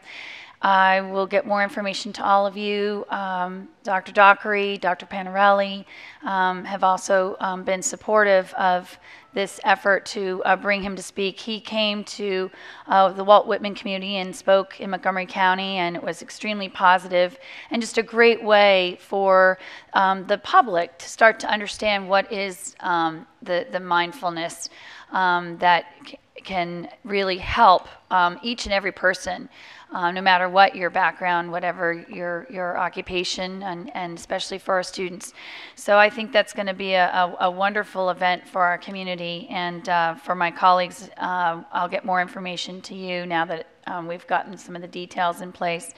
And then Dr. Dockery said that we'll work with Dr. Garza to make sure we promote this appropriately, but I think that our community will be very excited about it. And for those of you who didn't know, Congressman Ryan wrote a book called A Mindful Nation, and I have a copy of the book, and it really does capture it well. The other thing that I wanted to share is that for the first time I participated in the Woodson High School career fair, and that is where Woodson Career Center invites parents and family members to come and be there in the auxiliary gym for several hours while interested students come through on their lunch break to learn about various careers. And I represented college admissions, and it was very exciting. The person right next to me is an internationally renowned reporter for the New York Times, and so I far preferred to actually learn more about his career than anything else. But it was just a great event, and I don't know if other high schools do it, but I think there was, the entire gym was filled. There must have been 50 or 60 adults that came and shared about their careers. I know there were some foreign service officers there too, but just a great way to introduce our young people to, beyond just thinking about college, but really thinking about careers. And so it's a wonderful event, and I hope more of our high schools do actually offer that to their communities. I did, like my colleagues, want to emphasize how important next Saturday, May 17th, will be for this Teen Stress Summit. I've been fortunate to work with some of FCPS staff as they're going through the planning efforts. I think there's over 50 different sessions that breakout sessions that they're working on. I think the keynote speaker, who's a nationally renowned psychologist and has written several books, will be there also to kick off the event. But as we've come to know, in order for our students to be successful in the classroom, they need to have the health and well-being also taken care of. So I applaud Dr. Dockery and her team for working so quickly, and for Dr. Garza for leading this effort.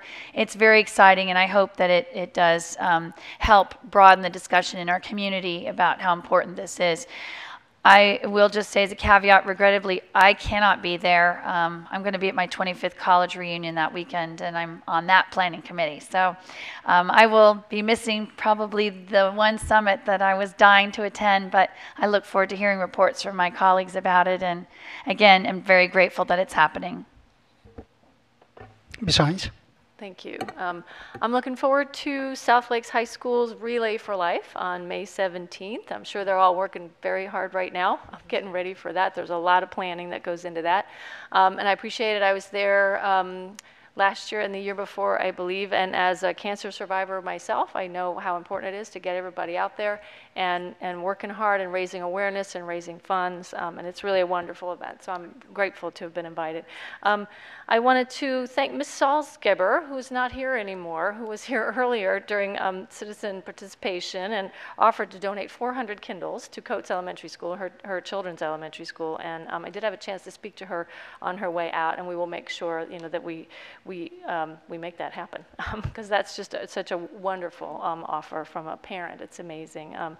I wanted to just shout out to Vienna and Reston schools this week. We have our Bike to School week, and as usual, Vienna and Reston are leading the way on 2 wheels out there, so I'm very proud of you all.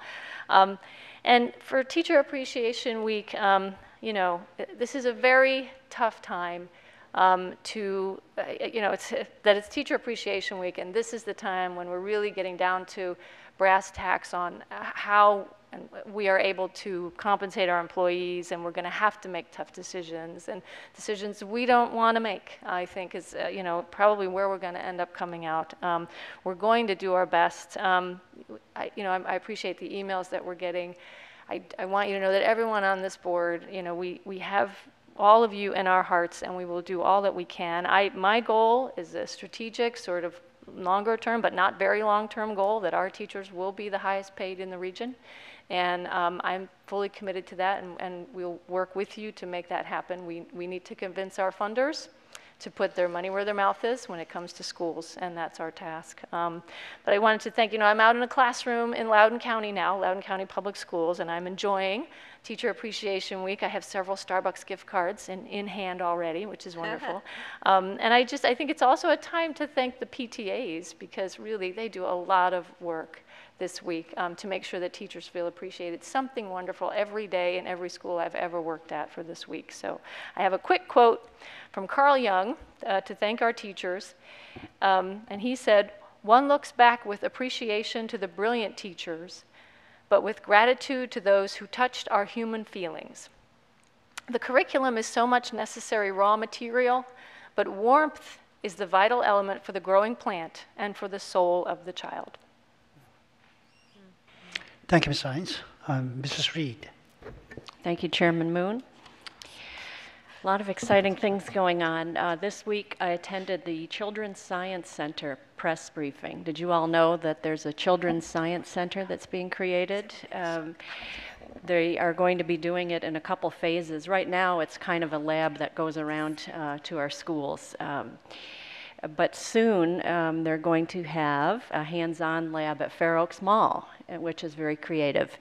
And that'll be a wonderful opportunity for our kids to go and learn all about STEM, and just as we were talking earlier today, to really practice and refine those 21st century skills.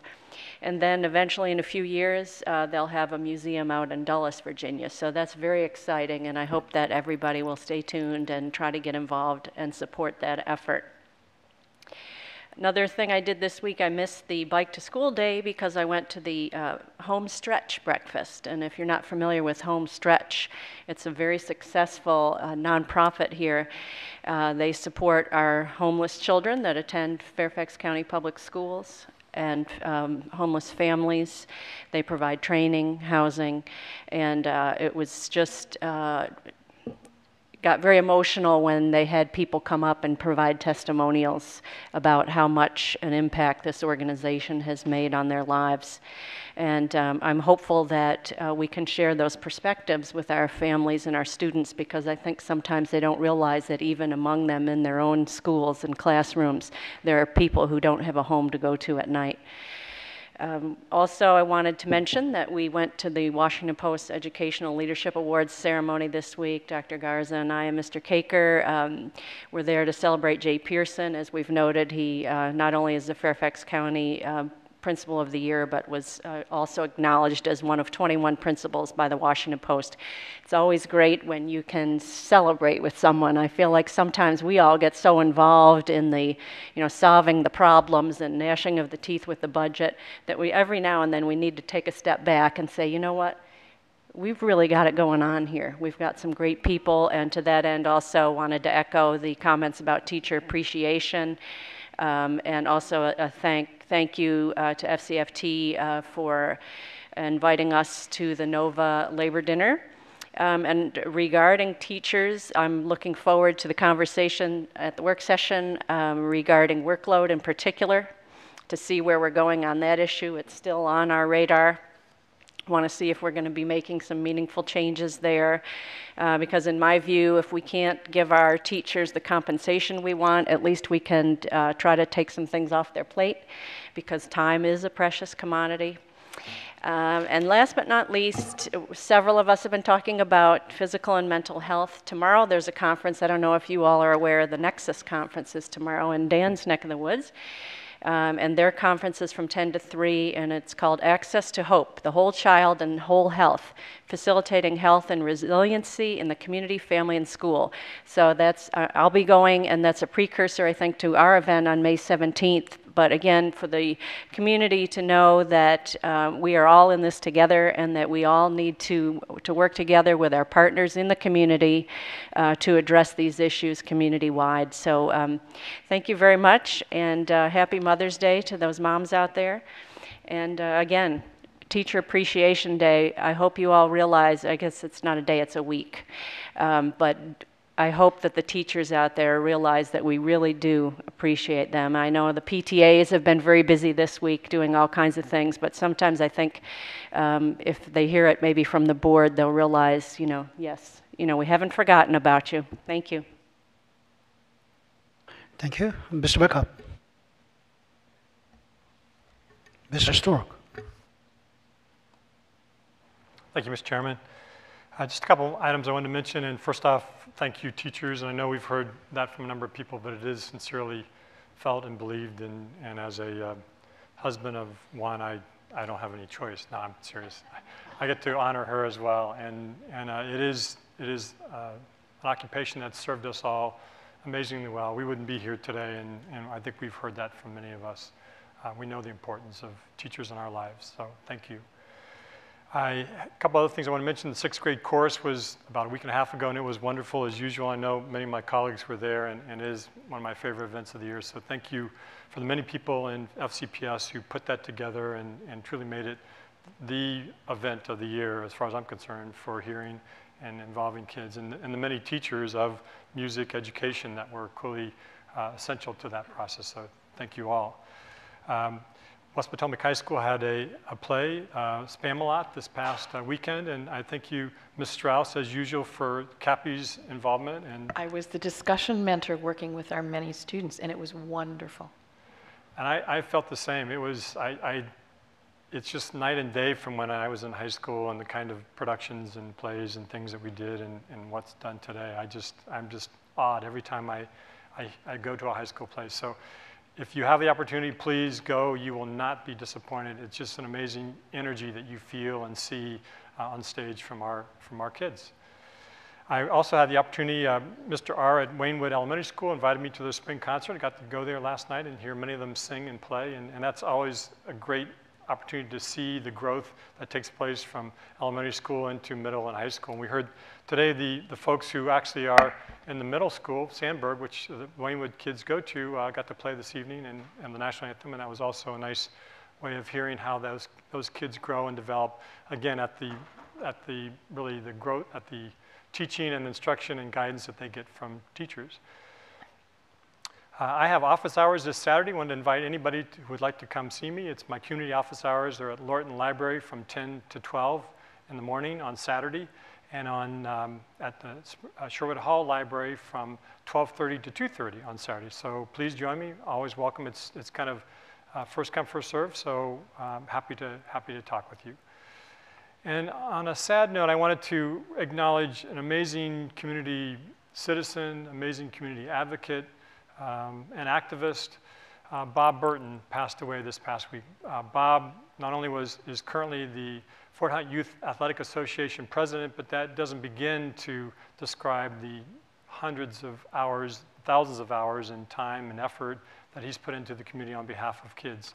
And in his own light, an amazing and wonderful teacher for all of us. So Bob, I know you hear me, and I just deeply appreciate everything you've done for our community and for our kids. And again, you will be greatly missed. And as Cliff Hardison would say, forward. Thank you. Mr. Chairman? Yes, Dr. Garza. May I make one Sure. additional comment? I was remiss, but I think it's important for the community to know that one of our really innovative programs was written about in the recent edition of the Washington Post, the Young Scholars Program. The article is called Closing a Nagging Excellence Gap, program to identify underrepresented young people at very early ages and prepare them for the more rigorous courses growing up. So it's very, if you haven't seen it, I encourage you to see it. You'd be very proud of how this wonderful program was highlighted in this magazine. So I want to congratulate Dr. Carol Horn and so many other people, our principals, and so many who are making a difference with this program. So thank you. I was remiss in saying that earlier. Thank you, Dr. Garza. Earlier this evening, we all saw an excellent presentation of a global awareness technology project. Last night at Chantilly High School, there was an ESOR, Global Awareness Technology Project Fair.